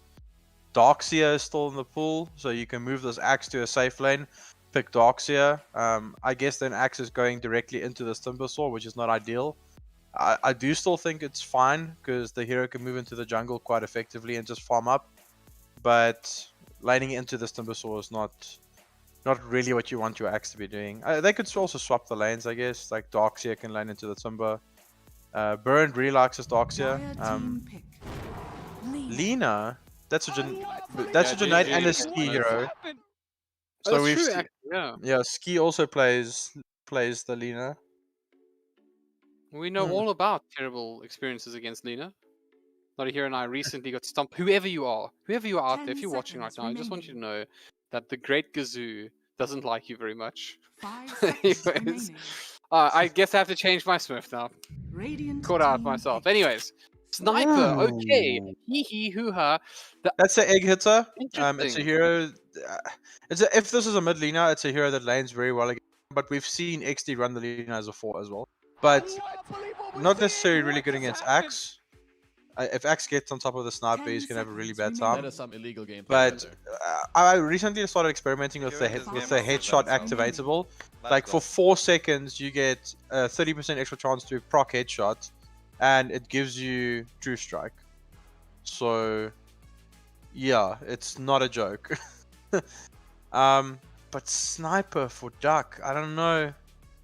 Exdee is now just pick Clockwork, put this Lina middle, or you pick Puck or anything along those lines. And is Puck been banned? No, it's not. Puck or DK. I guess you don't really want DK because Duck has a Timber Saw already. But yeah, I can't see why you won't just pick Puck. Like Puck or Junaid likes his Void Spirit, and I'm not really sure how that matchup goes. Like Void Spirit into Sniper. That's if it's even a core. I mean, that's one of the nice things about Sniper at the moment. You can run this as a 4. It's totally viable in my opinion. Shrapnel is it's an absolute pain, especially when you have something like Ancient Apparition on the deck that is also slowing you. You want to see Duck something. also has no stuns, eh? Dire team pick. Like not a single stun. Oh, there's the Puck. So Puck, yeah. Because there's no stuns. Pick Puck. Like, what are they gonna do to kill this Puck now? Are they gonna go back for a Shadow Shaman pick now? But then you kind of like in this 10 problem seconds where remaining. the same thing you had the last game. Both your supports have like 1000 HP 5 20 minutes seconds into the game, and remaining. like one combo by Puck or Axe just kills you. I would. HellbirD, you know what I want to see? Can I tell you what I want to see? Tell me what you want to see, notAhero. I want to see the combo that OG did at TI qualifiers, where you do Lina Magnus in the off lane, you just shockwave into Lina stuns, and you put this Axe as a safe lane. I know it's into a Timber Saw, but the hero farms extremely fast, he doesn't really care. Then you've got Magnus with Puck, which is also a nice mechanic because you can coil into Dire skewers. team back. You've got an additional tool to protect the egg. Now not so good anymore because they've just picked Lifestealer. Because you can't really shockwave him into a Dire Lina team stun. back. You know Damn what it, I would Duck! like to see? Let me help you out here. You know what I would like to see? I'm listening. Literally anything that can disable a Puck. Like, none of these things threaten Puck. Not a single one. What are you gonna get? And you know what's worse about it is none of them these are heroes, awkward. none of them are awkward, and none of them 10 will Scythe of Ice. seconds remaining. So you literally have. Not I so much literally, to get a if scythe, I were but Exdee right 5 now, right, I seconds would be remaining. desperately trying to convince everyone that this should be a one position puck, an off lane puck, a support puck. Like everyone wants to play puck in this game right now because they're gonna look good. And whatever Duck pick next is gonna, I feel like I don't even know where you go because my mind starts wandering towards something like a silencer because then he can't face it, but then he gets any kind of dispel, and that's the thing is that like the Duck is doing the whole drafting themselves into a corner thing again. I really like the Lifestealer pick because it's also an egg hitter. He can rage and hit the egg. Same with Sniper, he can hit the egg from far away. But they're kind of like overcompensating for what Exdee is showing them. Like Timber is good against Axe. Now you're picking Lifestealer, which is good against Axe as well. You've already got Sniper to hit the egg, but now you're picking a Lifestealer to also hit the egg. So you're kind of trying. They're overdrafting it a little bit, in my opinion. I might be completely wrong. The other team that's playing here, not me. But I do think they're overdrafting it a bit, and they're leaving too many boxes unticked. Like I said, Timber is really strong when you have single target disables, and they don't have a single one of those at the moment. If you have a single target stun onto this Axe, and Timbersaur's got 2 levels of Whirling Death and a Chakram combo, you can kill him. But at the moment, there's nothing for that. Like, yes, you can probably still try and solo kill him by yourself, but it kind of... and an AA blast on top of it, but it's just easier to execute. There's a single target stun. Okay, I like that. That kind of, it ticks a bit more boxes. It's a tanky hero. It doesn't really care about puck. It can lane into it effectively, but how is the lanes going to go? This is a support sniper.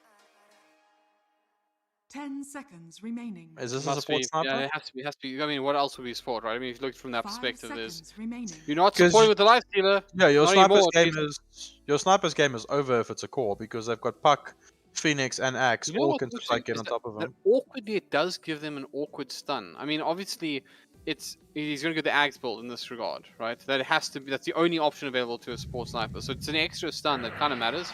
Ooh. Now select Troll. Like Okay. All right. Offlane Axe. Okay. Okay. This is going to be an interesting game. I think Exdee take it. I think the draft there's a big note here though. Like Timber kind of destroys Troll in lane, but in the mid game period, it's horrible to play Timber into Troll because the moment you get rooted once, you're not moving. You're going to be perma rooted. You can't get Timber Chain off. It forces you into like a BKB because you can't even purge it. Because if you purge Lotus or anything like that, he just insta roots you again before the chain can latch onto anything. So Timber really good in the lane against the Troll, but not good in the general scape of the game. I like this Dragon Knight pick. So yeah, that is a support sniper, which I don't think is good. I have to do something very quickly. Sorry for interrupting you, but it's probably like a law, right? Hi, mom. Like, if your mom's watching, guys, you gotta say hello, right? Like, hi, HellbirD's mom. There we go. Good. Now that's all out there. It's ready to chat. It's ready to spill. So good.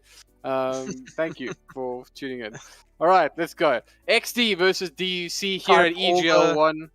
Type all the baby stories in the chat, please. I'll go back to the donut. Exdee versus DUC here at EGL 1. Of course, this is the deciding matchup for who will make it into the top 3. If you win this one, potentially for Exdee, this single map means that you are, of course, going to go ahead and find yourself in a podium position. And obviously, that is where everyone wants to be. They want to be podium position 1, to be frank.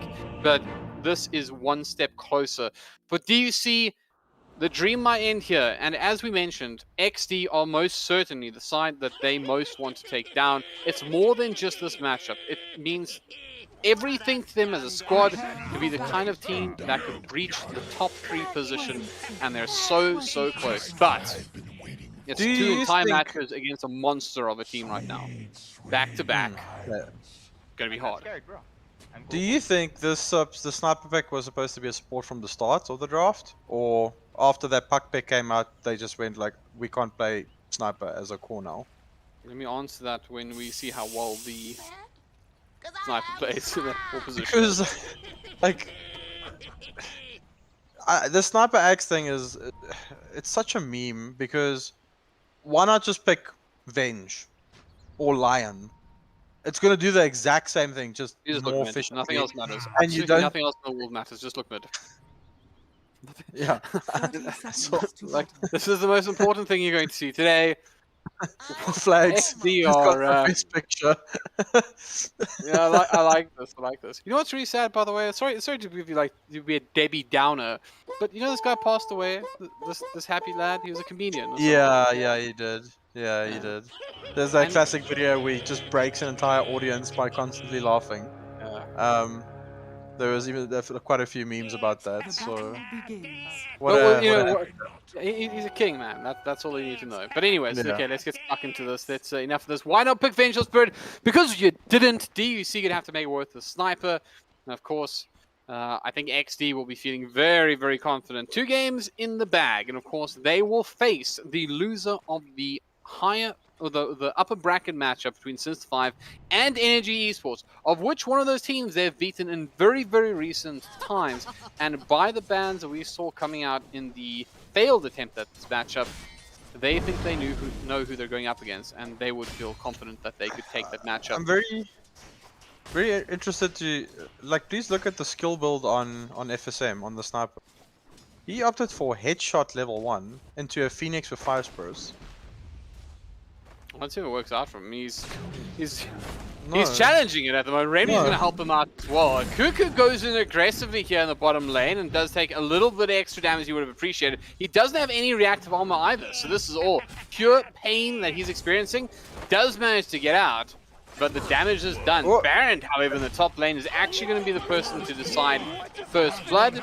He picks up the Ancient Apparition, and Muffin Man, well, he's traditionally playing a hero that's good against Axe, but that's So the thing. getting first blood on these axes at the moment is so costly because Vanguard is so cheap now. Like giving Axe first blood, that influx of gold, Ring of Health, instantly. There we go. It just solidifies the lane. I would people playing against like an Axe like this, even if it's a safe lane or offlane Axe, whatever you do, don't give him first blood. Like even run middle, let them mid kill you, but don't give the Axe first blood because this laning phase is secured now. Like he can now just run into creeps, he can creep skip. He can do whatever he wants. And that's something that I kind of wanted to see from Cuckoo probably the last game. Like his lane wasn't going too great on the Axe, and he should have probably like opted to creep skip earlier than he actually did. Oh, I didn't think he creep skipped at all that game. And the moment this lifestealer starts pressuring this Axe, Burrend is just going to creep skip because he's going to have a super early Vanguard. Guys, something's wrong with mid lane at the moment. I think somebody needs to send a little memo to Crimson Tide and explain to him that he's not actually supposed to be bullying a puck mid, but and I mean that based on the beats damage. puck. No, but look at the damage. How is he supposed to do this? This is beyond. DK beats puck. That's why they picked it. Like it's one of the only heroes that can actually lane into puck hero at the moment. Yeah, at level and 2, effectively. like, at level 2, Junaid is supposed to be effective. He was sitting on about. I mean, he's gone through all of his regen. He was Yeah. almost dead mid. DK. Might add. DK is your not puck counter, but it's your puck lane counter. It just puck can't do anything. Your Dragonite can bully him a little bit. Not surprised what I'm seeing. And Junaid's keeping up. Like he's actually ahead of him on CS at the Top moment. lane, Baron going to run down Legend here. Doesn't quite want to go on the tower. Doing a lot of damage to Muffin Man as well. Just spinning around. And Legend going to be brought down again. Muffin Man has no interest in fighting this, in fact. Backs into his tower. Does do a beautiful little sidestep of Ski's Light Strike Array. In the end, however, the damage is being done. And you mentioned it before. Just creep skipping it when Baron... Yep. This is the new lane. And his Vanguard's not even up yet. Oh, he's gonna lose his courier! Has been killed. That is That is very horrible. concerning. Once again, they re-engage into Baron. They do get the cold feed off, and it should no, just a split second off potentially of latching. Baron's Vanguard is on the Baron's courier. gonna be able to walk around, and now it gets real tough. Yeah, that was Fortunately, before Vanguard. Look, That was fortunately, before Vanguard. Lifestealer is pretty good because he deals damage based on HP, but the problem is still that creeps don't matter anymore. Towers don't matter anymore, and for all effective purposes, all intents and purposes, Legend doesn't matter either. Mid lane, however, at one shining light, also starting to move. Junaid at the moment is actually starting to pull ahead. He's going to pick up the Water Rune as well, as he gets a little bit of support coming in Oh, he's from dead. the AA. Do they have the damage? Oh, The no, he's Dragon not. Tail is there, but just that silly little range. Always going to be elusive. One level of Breathe Fire, and he didn't have enough mana for both. So he had to choose which one he wanted. And he opted for the stun because that would have secured the kill. The Breathe Fire wasn't enough. And Like it he is only also had level 80 mana. 4. Yeah, he only had 80 mana. Junaid's fine. Like, but both these players kind of knowing the limits of the hero. The CS is pretty tight. Junaid is slightly ahead, but I don't know if he's been farming. He's been farming a bit of the side camps as well, so it's a little bit misleading. Let's look at the net worth quickly. Dragonite's actually ahead of him, like by 60, so not by much. Bottom. The bot lane at the moment, yeah, they're going to go. Oh, he they had are him! quite able to finish the job. And FSM did off a little bit of damage, well, does not have any shrapnel charges, so won't be able to do more damage than that. But regardless, they do manage to keep the Timbersaw alive. Cuckoo, obviously a very important hero in this matchup. He's gone 2 levels in the reactive armor. Still struggling a little bit. FSM just beating on the Phoenix. Actually, I don't like this. Firebird's being beaten I up. don't like the sniper support thing, man. Like shrapnel, I know you get 3 shrapnel charges, but it's a 35-second CD, and when like he's completely out of charges. Okay, he just got one now, but middle. Crimson's going on the puck. Well, He stunned him with the orb out.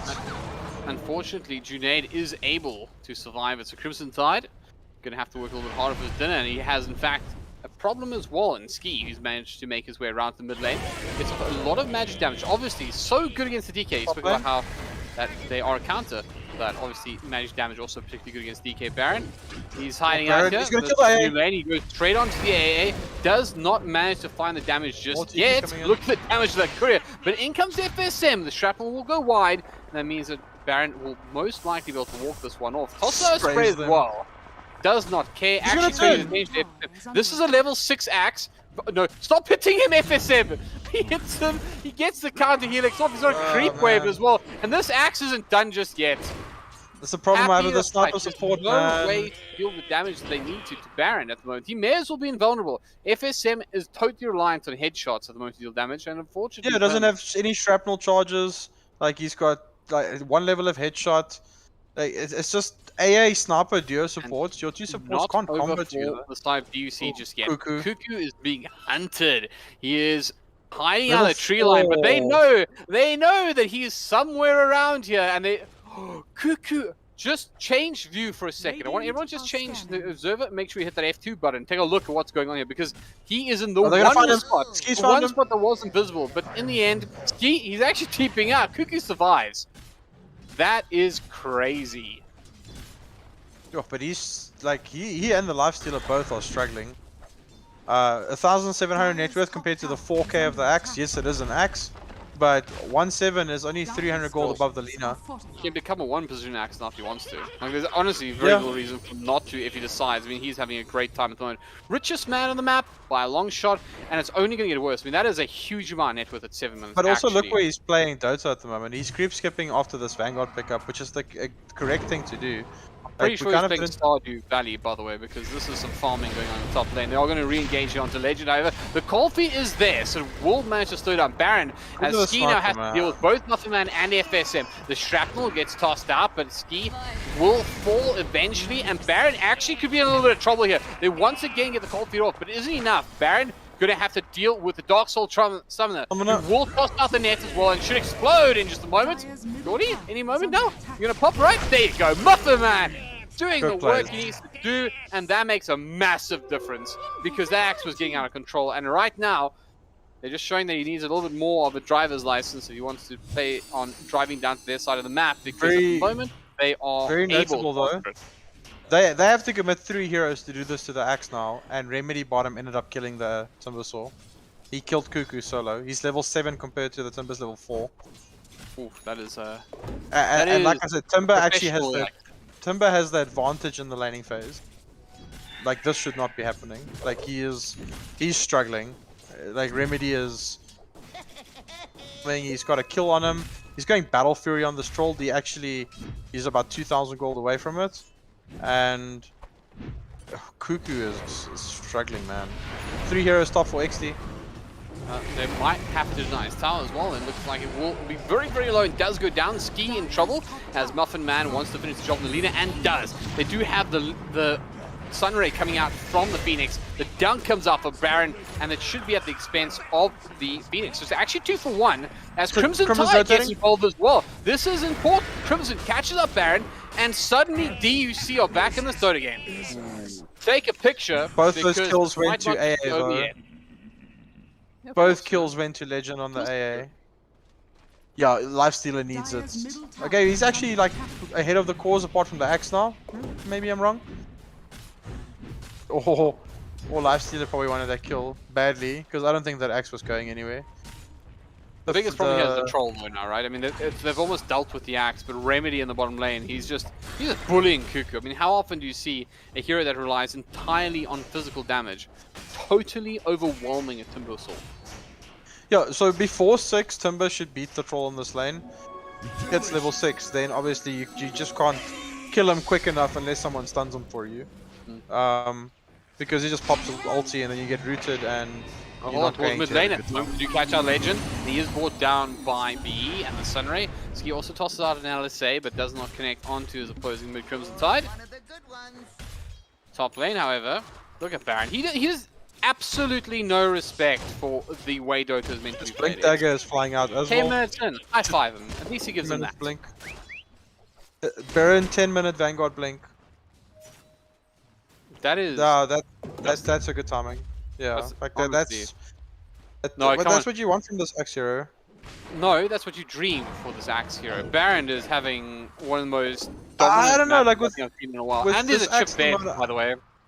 I would kind of say like 12 minutes is a late blink on Axe at the moment because of how the lanes are structured and like how quickly you can get Vanguard and start creep skipping. Like I kind of think like 14 minutes at the latest, then you kind of like, oh shit, we're in trouble. So it's just a concept around the hero where you need to keep scaling because he's a splash farming pressure applying hero on the map. So oh, AA ulti? Where was the AA ulti? I heard it. Did you see it? I did not. I'm scouting if anyone was being hit by it, but I didn't see any heroes actually being hit by it. So maybe it was just a push of creep with bottom lane. However, Power Rangers assemble. They go in. Baron gets 2 as well. FSM will drop the shrapnel, and they do manage to get the lifesteal inside of Cuckoo. But now he is carrying an important parcel, and he is trapped at the moment. Everything around him. He's still alive. Packs the Laguna Blade, and they will get the dunk off. In comes a Dream Core on top of it. Crimson Tide, however, now trapped inside with the Phoenix Egg. He does manage to get the distance he needs, though, to have it not blow him up. DUC showing a little bit of cross. The A ulti flies through. They do manage to get the Dragon Tail off the Baron device, as well as the Breathe Fire. They don't even have to finish the job. He's going to pop. Ski Hound on the back line, though, doing some damage as well. He's going to have to run back, though, because Bufferman wants to finish it off, but it will be the pew-pew laser beams that come out of the slightly modified sniper with a beautiful cosmetic set. But FSM finishes up. What? Why are we here? DUC, this wasn't in the script. You were supposed to fall apart, but here we are, 7-7, minor lead for Exdee at the moment. And look at the net worth graph. It doesn't matter anymore. Lifestealer on this one. Oh man, I love this game. Yeah, just a good disengagement by Duck there. They backed away, like that Dream Coil hit onto the onto 2 of them, but the Lifestealer could just rage and break it. Disengaged properly, and then the moment that Ice Blast hit by the AA, they turned, went back in, got 2 additional kills, got burned on this axe, which is the top net worth hero in the game, so that's massive. And then a cheeky snipe by the sniper on Ski on the Lina. So very good play by Duck in general, just disengaging and going back in. Well, right now, I think the game has turned around regardless. Like we're in a much closer affair than I thought we would be. I mean, remember, this was on the back of us literally just complementing the speed which Baron got off the Blink Dagger. But all of a sudden, I mean, notAhero was saying, well, you know, 40 minutes on Blink would be late for an axe. But we're pretty much hitting 40 minutes, and the contribution he's gained since is 200 gold. So that is truly a notable moment in the game right there. If DUC go on to pull this game back off, it'll be that moment that matters so much. They're going to catch out the Phoenix as well. They commit the A blast, maybe a little overzealous, The middle now. but regardless, they do manage to find middle you. now. Like they just use Dragon Form. Yeah. Street. Yeah. So they have to get something out of this. Yeah, and at the moment, it doesn't look like they agree with you. I agree with you. I think they need to go barrel down mid and make a play, but they're actually sticking around top lane. I mean, Crimson's actually just using it to farm. But I think they could have got on the mid tower with his DK They want to form. make the movement themselves. They're going to invade the jungle. They're going to walk in onto Legend, and they have more than enough damage to finish the job. Do they find a little bit more? Doesn't look like it. Crimson Tide has just picked up his Blink Dagger as well. So he's got 5.8k. Queuing up a BKB next, so very significant. I think it's a must-have item this game. I don't think Junaid on the puck is going to go an Aghanim Scepter or anything like that anytime soon on this puck. He's opted for the Witchblade into Treads. So, but DUC just needs to, after these types of fights, they need to be pushing objectives. I think after that Phoenix pick, like use that Dragon form, push down middle, just try and get some map control, because now Exdee is threatening your mid lane. They've got all their ultimates up. Phoenix is up, Axe is up. They've got the puck Dream Coil, and Remedy is not going to be joining any of this anytime soon. He's got a naked Battle Fury, HellbirD. Okay, I got to use a little bit of admin. We're gonna get in trouble if we don't. He's got some Ironwood Branch. That's fine. It's not naked. He's got phase boots. Anyways, so guys, it's time. It's time for the free stuff. So it's time to give you the magic word. The magic word, if you want to win some free stuff, is drumroll. Please, notAhero. No. Come on, you can do it. No. Just tap the dead. No. Okay, so we're gonna. notAhero is malfunctioning, so the rest of you in game, please make sure to tap this. If you're watching the game, come over to the YouTube channel, search for Evesports, you'll find us live, and you'll see notAhero refusing to drumroll for me. However, you are looking for the word Dota 2 ZA. One word, numeric 2. Only enter it once. If you enter it twice, you will be removed. Mid lane, they're going to blow up the Phoenix. DUC would tell it. But once again, Dota 2 ZA. Do not enter it twice. It is only once. It is important that you only do it once. It is only for SSs. And of course, if you subscribe, you will have 2 entrants at the point at which you enter the text Dota 2 ZA just once. Dota, numeric 2, ZA, one word, only one. See? Huh? Production proud of me? I got it right. Okay, let's go. DUC on the front line says they're going to take down the mid tower. However, Remedy wants a piece of Cuckoo. Will start engaging onto him. It looks like they might do that. FSM will take a shrapnel. And he'll say, Cuckoo, that's what you're getting from me. I want out. And that's the right choice because the TP will be successful. And DUC pull out. And they are still behind the net worth, but they just seem to be a lot more capable all of a sudden. They have their tails up for sure. However, looks like they might be rewarded with a little bit more. They managed to catch up Baron. He is going to be caught up by the cold feet. Now, this is a very, very hard kill, but they do have a blast in just a second. They don't even need it. Baron brought down DUC! Are you kidding me? What's going on? So they're playing with nice tempo. There's blink tag on the Dragonite stuff on the map, and they're doing nice blinks into Ice Blast. Oh, there's an Ice Blast. It's going to miss though. Does not connect, and the Phoenix will be free. I repeat, the bird on fire will just not... a little bit over eager there by Legend. I kind of think you need to wait for the DK stun to land. Crimson does have 2 levels into it. It's close to a 3-second stun, so 2.75. Just hit that, follow the Ice Blast up afterwards. But he threw that Ice Blast way before like Crimson even blinked. So some neutrals coming out as well. Grove Bow for the side of DUC. Who's going to take that? Probably, I guess, Dragonites? I don't know. Will Sniper take it? I'm surprised Timbersaws doesn't have the GG branch. Because they've got a GG branch, and that's like probably one of the best items on Timbersaw you can have, even into late game. Like we see like Ice and Moo and those types of players, they keep GG branch way into the late game because you can make some really cool plays with it. We even saw like players like 33 in the pro scene playing against the Timbersaw and then blocking his Timber change with the branch. So I think with Remedy, how it has to ulti in top lane, he's going to be in a little bit of trouble and runs out. Did go to range mode, which means he isn't quite as caught out as possible, but he is going to fall regardless. Now, the Timber chain goes wide. Cuckoo wants to help finish off the job. They'll bring down the Phoenix, and again, DUC are keeping things real exciting. Run, Ski, they're after you. The LSA will miss, and it's not over just yet. They're going to go into the tree line, they'll follow him out, and he's caught out by the Assassinate. That'll trigger, and that'll trigger fight. This LSA will catch, but it's not enough. DUC again pulling ahead. What is this? Who are these guys? You know, maybe the bans against techies and stuff, that was needed, right? Because right now, this is a team playing out of their skin. Playing so like a... The thing is, DUC is target prioritizing really well. Crimson is jumping onto B on this Phoenix every single fight. And we haven't seen an egg yet, have we? We saw the one bottom, but there was kind of a zoning egg as well. But we haven't seen an egg yet with the Axe protecting it in any of these fights, because B just feels that he can't get it off because they keep jumping him. The target prioritization is on point. Like Exdee needs this egg to go off in these team fights. Catch Cuckoo here. And the A blast flies through. It will not find its target, and that of course means that it is time to bail for DUC. They no longer want this fight, but take a look at the net worth graph. It sells a very interesting tale. Of course, Cuckoo is still a little bit far behind, but, and it's a big but, the biggest in the game at the moment is the Lifestealer, Muffin Man, topping things off. Almost got his Heaven's HellbirD as well. It's just going to make this Troll's life completely null and void in these team fights. He'll have to get a BKB, which he has queued up, but he'll have to obviously pop BKB before he gets this on, because it doesn't purge it. So, Cuckoo. You kind of see like Cuckoo's having a decent game on the Timbersaw, but if he just had that little single target stun, the sniper going Ags, yes he is, but he's still quite far away from it. Like, I think if they had like a single target stun, he would have actually been able to kill Baron in the top lane on that Axe when he was gone on. So they need to just kind of delay a little bit, but who do you favor late game? Like Lifestealer over Troll? I guess it kind of goes both ways. So it's not a direct counter matchup. Roche is going to be a big factor this game, because both teams can Roche quite effectively. You've got Lifestealer on the one side and then Troll on the other side.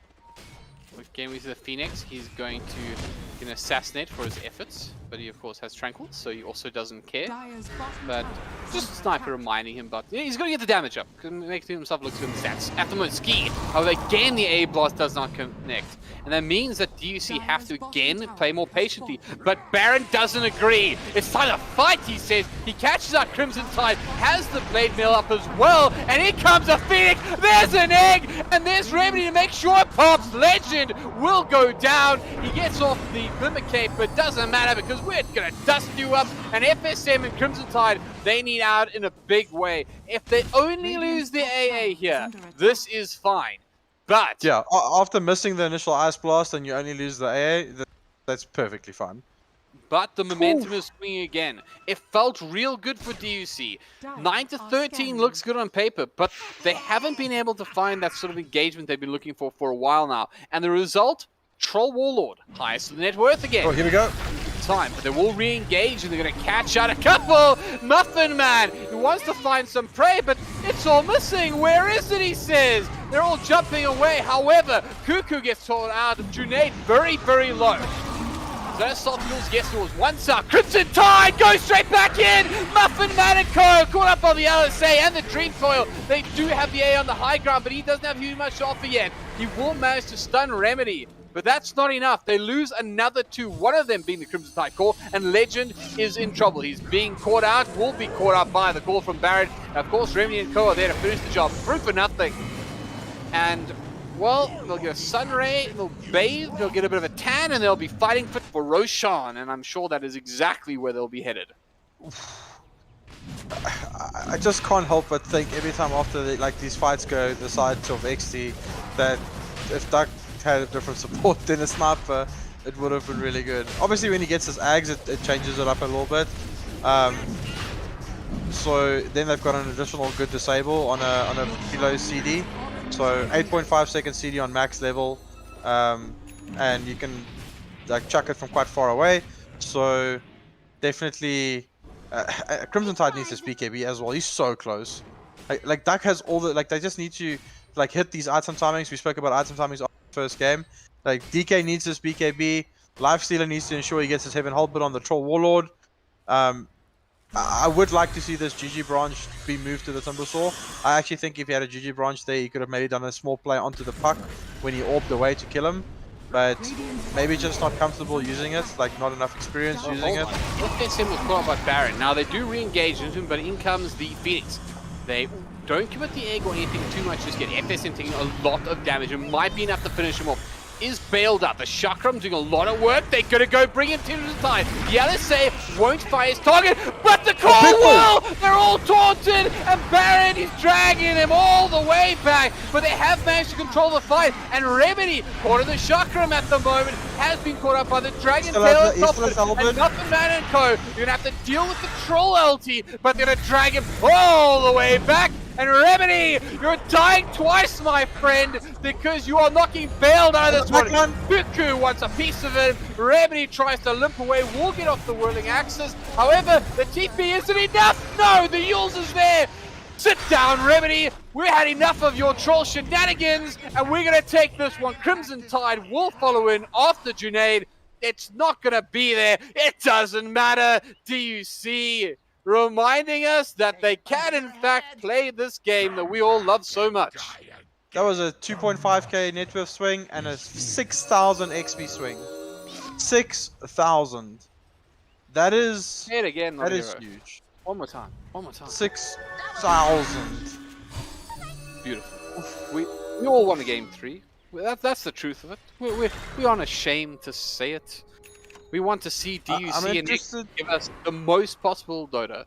And right now, DUC are giving us a cracker as they pull back in a very formidable defense of this BO3 since they got stomped in game 1. Now I can say it because it makes so. So a big factor here is, and I don't know, I do still think B needs to go Holy Locket on this Phoenix. I know he's playing into an AA, and that's probably why he's opted not to go it. But it's not just about like in the team fights with Sunray. Like Sunray is still going to be doing damage, but like the downtime where you can like after a team fight can sustain your team and push with the additional heal is very significant. Okay, he's queued it up now. Okay, Holy Locket's been queued. So just went for the Glimmer Cape first because he kind of felt he needed that to save his teammates that to get initiated on.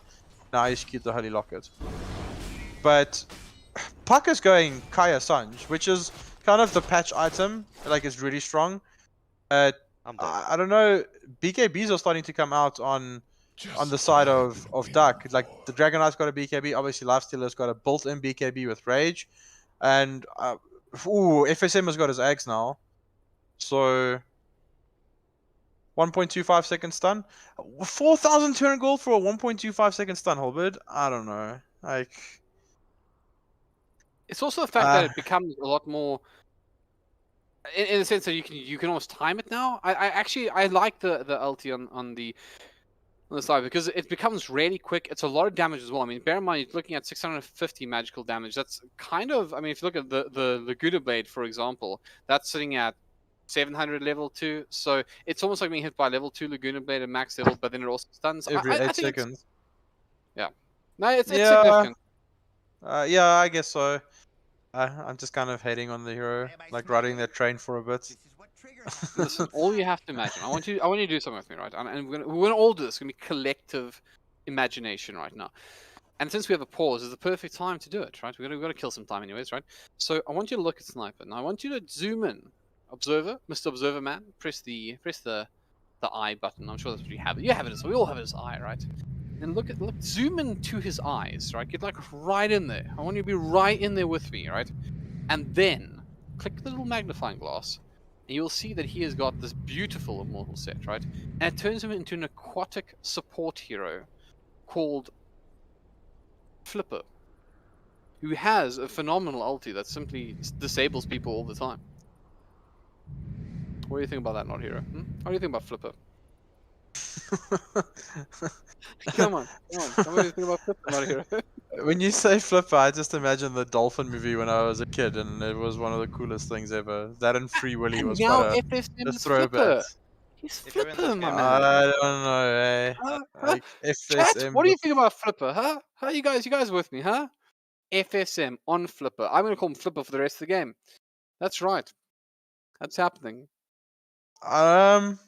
It's happening. I want you to look my at childhood Flipper way more than that it's Flipper. Happening. Off with the gun is just killing us. Move on. It's going to be great. Anyways, okay, notAhero. Let's bring this back to the realm of, the hecklers will not be pleased, notAhero. They want only serious Dota stuff. This is a serious matchup, okay? And it is a serious matchup. And to be fair, I think it's only fair that we give the players the credit that they deserve. And we talk a little bit about what actually needs to happen. Let's position ourselves from DUC. We all want to see game 3. What do you think needs to happen for that to occur? FSM must not go Aether Lens on Sniper. That's kind of what needs. Aether Lens on Sniper or on Flipper. Thank you. That's not what should be happening. I don't think that's how they win this game. I think him getting a 4-star or anything along those lines so they can get out of this egg range. Even 4-star for the axe if he gets in a good blink initiation.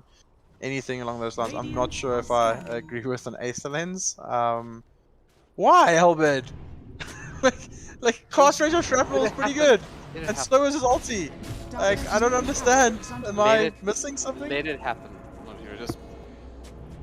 It's what it is, right? It's gonna be okay. It's gonna be okay. Anyways, But at the yeah, moment, XD are very keen on making things not okay as they invade the side of DUC, and because they're pushing out this thing quite aggressively, and they haven't yet taken over the outpost, which is a little bit interesting to me, since they do have the opportunity to do just that. Lifestealer's going Scotty next, which is really good against the Troll Wall, obviously. It's good against Axe as well. He chunks through him quite. Oh wait, Legend.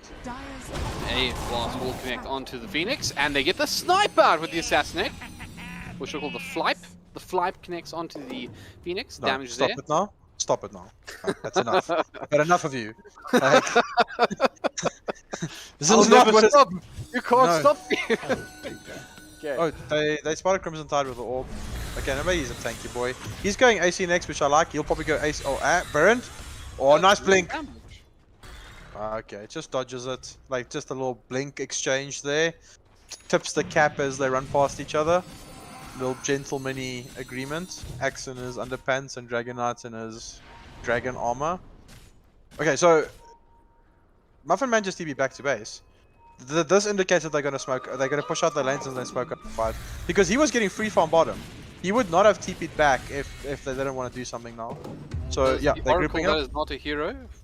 Yeah, there we go. They're How grouping up good and is he, going. guys? Like, take a bow. How good is he? Anyways, looks like, just as he says, the smoke will occur, and to all the people who hate on your predictions as such, they're going to have to be quiet now, because when things like that happen, tastes like... Oh, they're gonna find them though. They're tastes drawing like on the map. IMMR to me.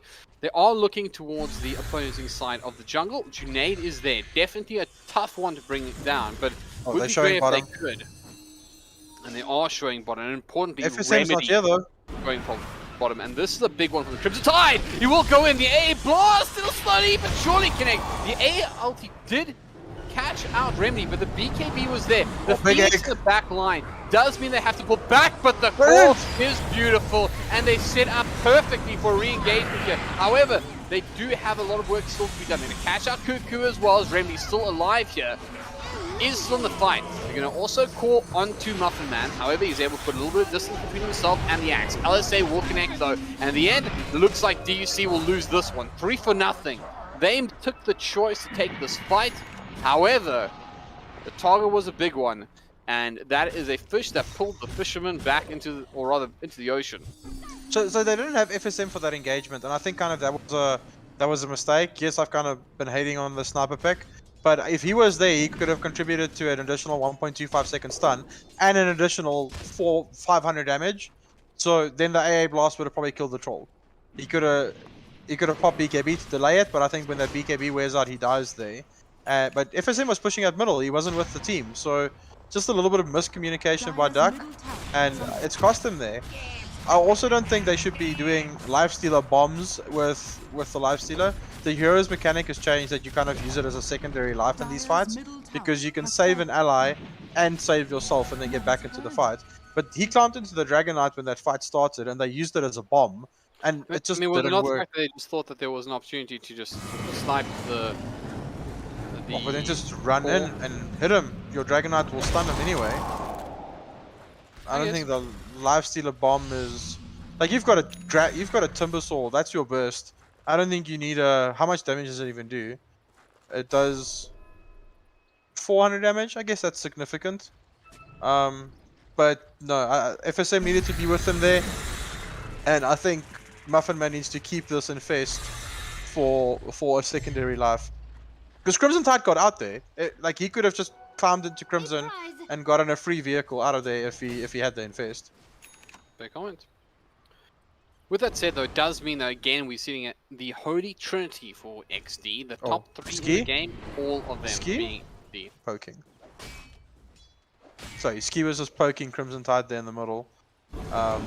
Just a sneaky little Aether Lens from the tree line, and ooh, Psychic Headband. Who's that I going want to see if it goes to the sniper, right? Because FSM wants the Aether Lens. Okay, so... he's not going Aether Lens anymore. So someone told him that's a bad idea. He's queued up a 4-staff and a shard, which I like. You way know, more. you did say that the play here was for him to go to 4-star. So, you know, that was the win condition, right? So I don't really get to blame you.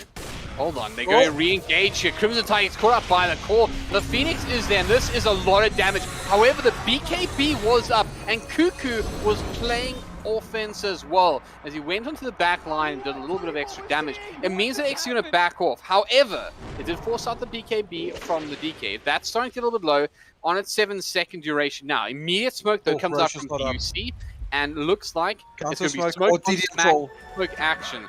Oh, they're not going to know this is happening. This is going to be carnage. They go in the back lines. They delete the ski Lina. However, the call's beautiful, and they do have the egg on the back line. The sunrise goes through as well, and there's no ways for Muffin Man to finish. He wants out, but Remedy says no. FSM falls down as well. That was a drive-by. He's going to attach himself to Legend as well.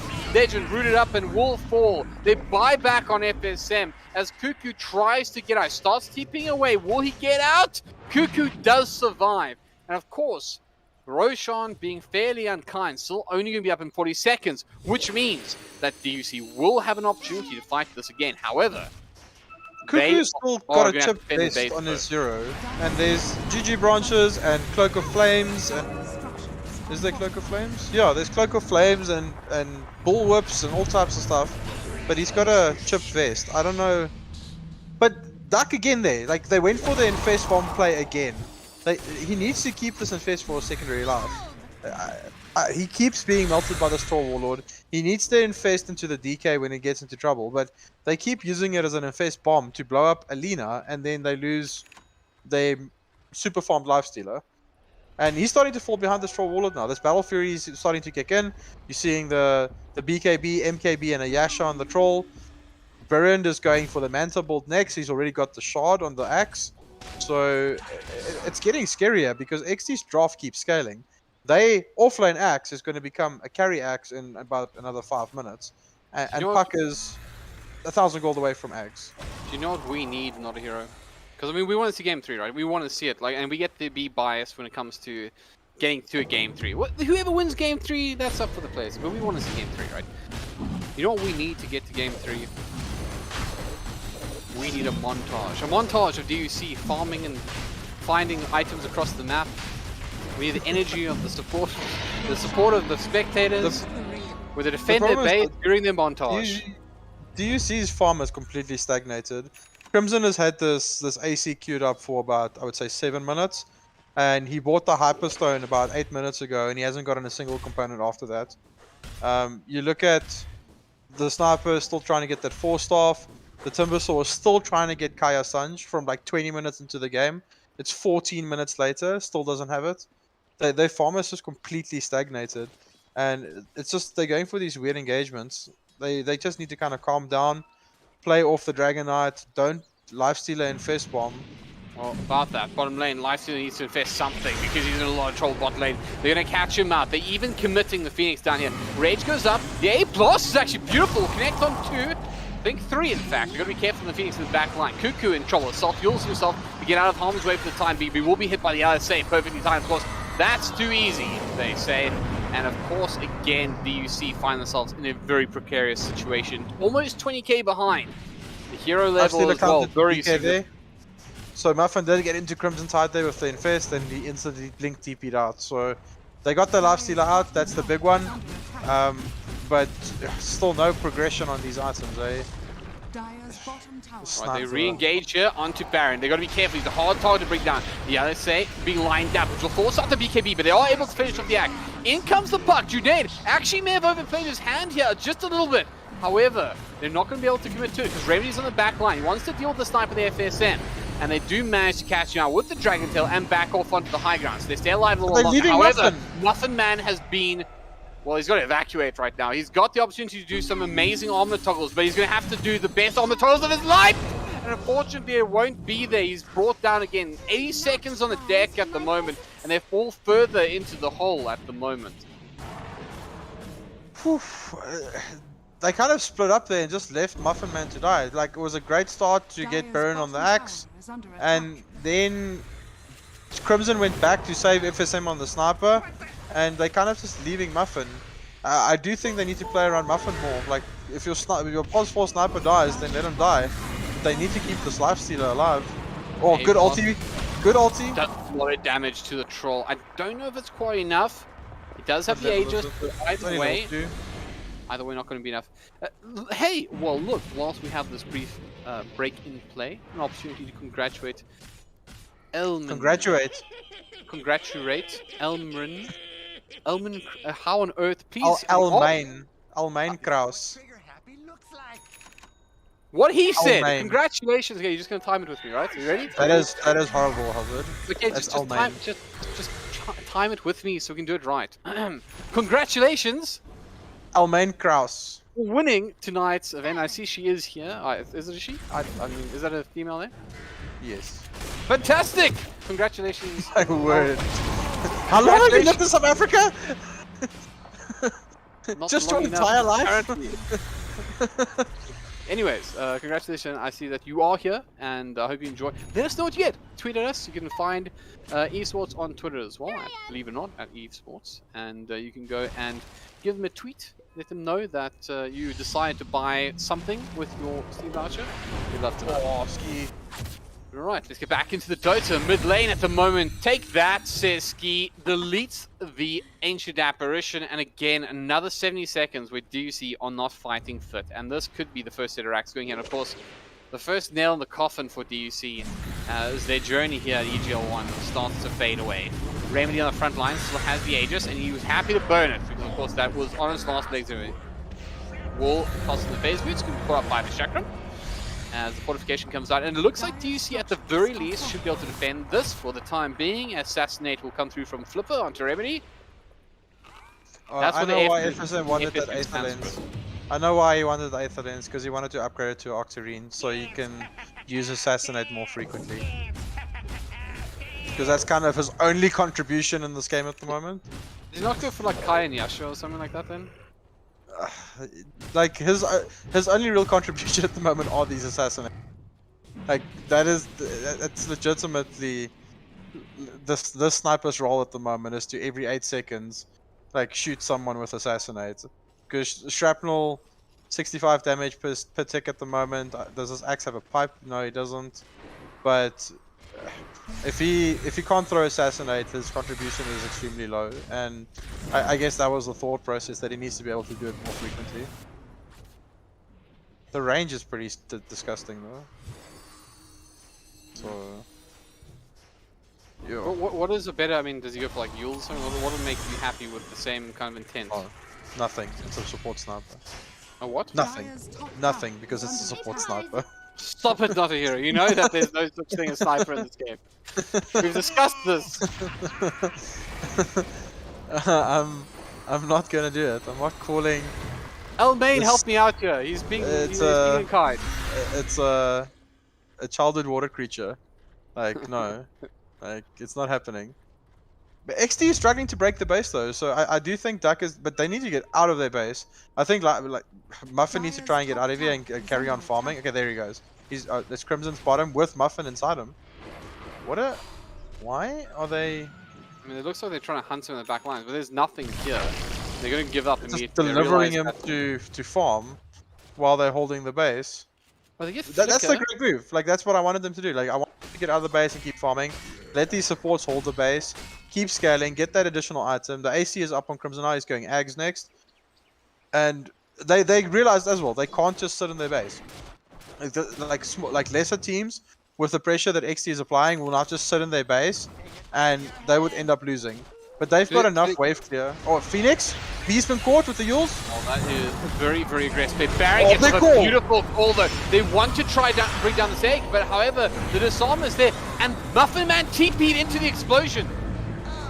They did manage to stay alive for a little while longer, but they're going to lose a couple on the back line. That's both FSM and the AA gone. Muffin Man trying to run away from Remedy. He's got problems though. Crimson Tide wants to help him out. The Yules, they're going to slow things down onto the Troll, but Remedy still very fighting fit. Stands his ground. Of course, does not have the LT available, so he will fall. Junaid is going to be helped up by Baron. Gets to the call off, and now it's problems for Exdee, as it looks like they've lost this fight. They have to back off. Crimson He's following Junaid. He's going to catch him out. And this time, special delivery. Can they finish the job? Junaid has the cheese. Can they kill him? Junaid will fall. And DUC lose the racks. However, I think they're in a better position than they may have been. Yeah, that was a big swing. It was a massive swing. 15,000 XP, 5,000 gold, 15,000 XP. They gained 15,000 XP that fight. Yes, XD also got 6, but XP doesn't work like that.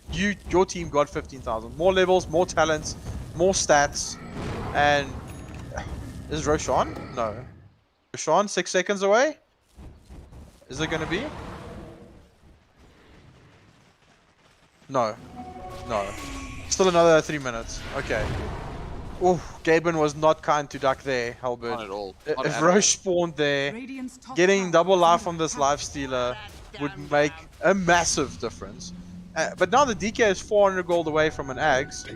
He's probably going to keep buyback as well, so it's probably be a little bit further off than that. But yeah, 20 seconds, no troll, no puck, 3 minutes till Roche. So there's still a lot of objectives for them on the map to take. Like we're talking about net worth. Yes, it's 20k, but there's a tier 1 top that they can still take, the tier 2 bottom. There's still a lot of farm and like openly available to them on the map. I mean, they've done a huge amount of work. I mean, they just look at how the net worth has fallen. And they've used the space very efficiently. They've moved out on the map, pushed all their lanes out. Nice bit of work from DUC, but they are playing from in the hole at the moment. They are... FSM to stacked form Self Ancients and trying to farm it. Okay, he was just giving it to Crimson. He's helping him farm it. You know? He's getting close to the 4 might star. say. So... Say again? Min-maxing. Min-maxing. You would know if you played more MMOs. Like, Um, allow me to take the opportunity to you should let play you all less know of about those the MMOs wonders and that more is Dota. Final Fantasy 14. In case you don't know, it's currently the most fantastic MMO on the market, and of course, MMO players certainly aren't irritating when they play Final Fantasy. They just want to help you, really. I mean, we just know better. Don't believe him. That's Final Fantasy 14. Man. They infest bombing again. They need to stop this. Like that, like these infest bombs are gonna cost like this game. I'm calling it right now. Like I'm openly saying it's gonna cost them these games. Oh, it's so You know tired. what He wouldn't needs- cost you the game, notAhero? Well, It's- that would be Final it's a Fantasy free 14. secondary Crimson life, Tide, but- that's in fact, because he does see that he's not alone. Look at all these axe illusions! Oh, he's I got like an illusion this. escape. He's Yeah, got you an gotta- illusion escape. He's been there for a while, obviously, but he's just... Do you know Just how rough axes that everywhere. is? Yeah, that is rough. That increases axis damage output by 30%. Because you got an additional illusion. It's a 30% damage buff just from illusion escape. And That he's on the is- shard as well, so he's... Yeah, that is insane. Lina's got Aether Lens and a telescope, so her range is ridiculous. It's back to the olden days where she had a cast range talent. And Pucker's got a Minotaur horn. So... I don't know. Why does XD's neutrals look so much better than... than Ducks? Obviously, because this is the anime comeback. You have to, you know, it always has to look like you're going to be losing from behind, and then not all of a sudden, they find the There's a next. flicker. There's a flicker for Duck and Base, and no one has taken it. That is actually offensive. Flicker has got like a 90% win rate. Yeah, no, I actually find that a little bit offensive, especially because you have great heroes to control. Like, I mean, Like Timbersaw with flicker is Yeah. insane. exactly. I mean, why bother with Wind Waker when you can just flicker? You know. Yeah, like Cloak of Flames is not going to like do anything for you at this stage of the game. His heroes are too tanky. Just He get hasn't the even flicker. bought himself a flamethrower, which I know offends you as a Timbersaw player. He hasn't. Bought a flamethrower yet? No, it's a big damage buff. I would have gone Flamethrower way before or Wind Waker. I'm sorry, did you see what happened? You're just ignoring this in top lane. Like, But he's also going Greaves next, which I don't understand. Like, what is he purging? Like, I guess Troll Root, but if you purge, like I said, if you purge it, all of this you'll silence. instantly just, like, puck silent, but you've got the Yules for that. Or you can just take Flicker, HellbirD. We're going to be discussing this flicker a lot. I mean, maybe it was one of those moments where like the support farms is like, guys, it's flicker, but then he just doesn't say anything again. And just like Yeah, he clicks on it every now and then to figure out if it's still there, but he doesn't bother to say like, guys, maybe somebody should say flicker. Yeah, like this flicker will keep the Simba alive in these fights. They need to get flicker. Oh, good stuff. He comes through the side. He's going to catch out Remedy. This is a beautiful engagement. That is as free and aegis as you can expect at this point. They're far behind, but Remedy, look at him limp away. And he has to BKB. Man, DUC not willing to go easily into the night. Clearly not. Ags on DK as well. AC, BKB, Ags. He's gonna start doing some damage now as well. No, they're doing the infest bomb again, HellbirD. I don't know. You heard that sigh.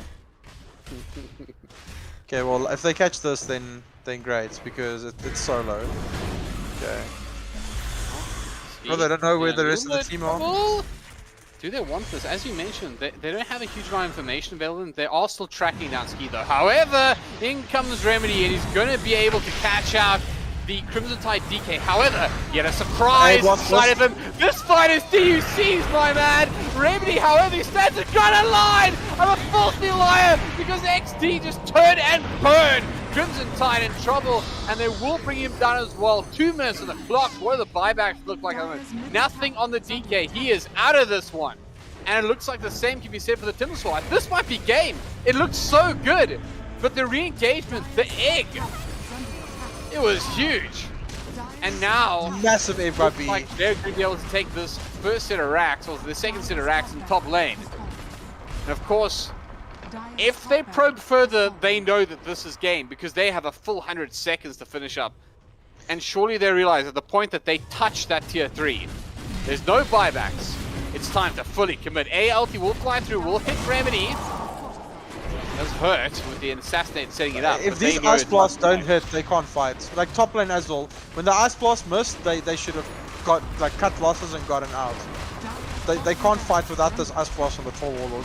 Like we saw the egg coming in with the Sunray over it, and he just pops his ulti and heals fully back up again on the Troll Warlord. And they just fed him a cheese, back to full health. And with 60 seconds to finish the job, DUC are going to be forced into fight here surely. I mean, there's no ways that Exdee are going to let them wait out the 60 seconds. They're going to go onto the tier 4s and they're going to catch our Legend. He falls well. He does have buyback. He immediately does buyback. But how do you deal right now? You will have to do something exceptional. They do in fact manage to time out the buyback opportunity for the Cuckoo though. The Dream on the back lines, they do so much work. The AA so low, and that is all she wrote for sure. 3 down, DUC, they're out. And they had a phenomenal run, but the reality is they're gonna have to settle for 4th place here because Exdee, all that's left is to tap, tap, tap, because they are tapping all their way into the lower bracket finals. Who they will face, that remains to be seen. But Exdee, I can tell you this much, they're not intending to stay in a lower bracket finals. They're going to go for gold. Congratulations, Exdee. As it comes down to it, the better team of the day, and you look monstrous right about now. When it comes to DUC, I'm genuinely sad to see them go. They are a phenomenal side, and hopefully we'll see them go from strength to strength as time passes on. But as far as EGL 1 goes, it's time to tap out. notAhero? What happened? What happened there? You want to break it down? You want to give us one last little bit of insight before we call it a night? There was just like a little bit of multiple factors. Like I know I've been like kind of hating on the sniper pick the entire game, but it was a factor. Like having a 1 second stun that costs 4,200 gold on a hero, where a different hero can stun for 3 seconds or 4 seconds, that doesn't need to spend 4,200 gold and can buy different items. I think DUC got a little bit over eager. We saw the top lane where they popped the Aegis quite easily when the Ice Blast hit, and then they took another engagement where the Ice Blast completely missed, and then they forced it. The moment that Ice Blast doesn't hit, you need to back away. And because they were on par with Exdee, like they were going toe to toe with 20k net worth difference. 20k net worth difference, and they were still finding toe to toe. So it was just a little bit over eagerness, and these infest bombs also I think cost them, because a lot of these engagements, Muffin Man would die, but Crimson Tide would get out on the Dragon Knight. And if he had the Infest Bomb, he could have like just hitched a ride and gone with Dragonite and then re-engaged afterwards. So it was just, I think, a little bit of over eagerness. And the Timbersaw had a really rough lane, like came back in the mid game, and then kind of fell off at the end again. So just a little bit of, like, we spoke about the flicker not being used on the heroes. So just a little bit of nerves and jitters, I guess. Like, it is a knockout match for EGL 1 big tournament, and Exdee kind of just kept that pressure, and I think that pressure at the end of the day is what cracked the duck egg a little bit. Do you feel bad? No, You know, I do not. I am going with that. I'm happy.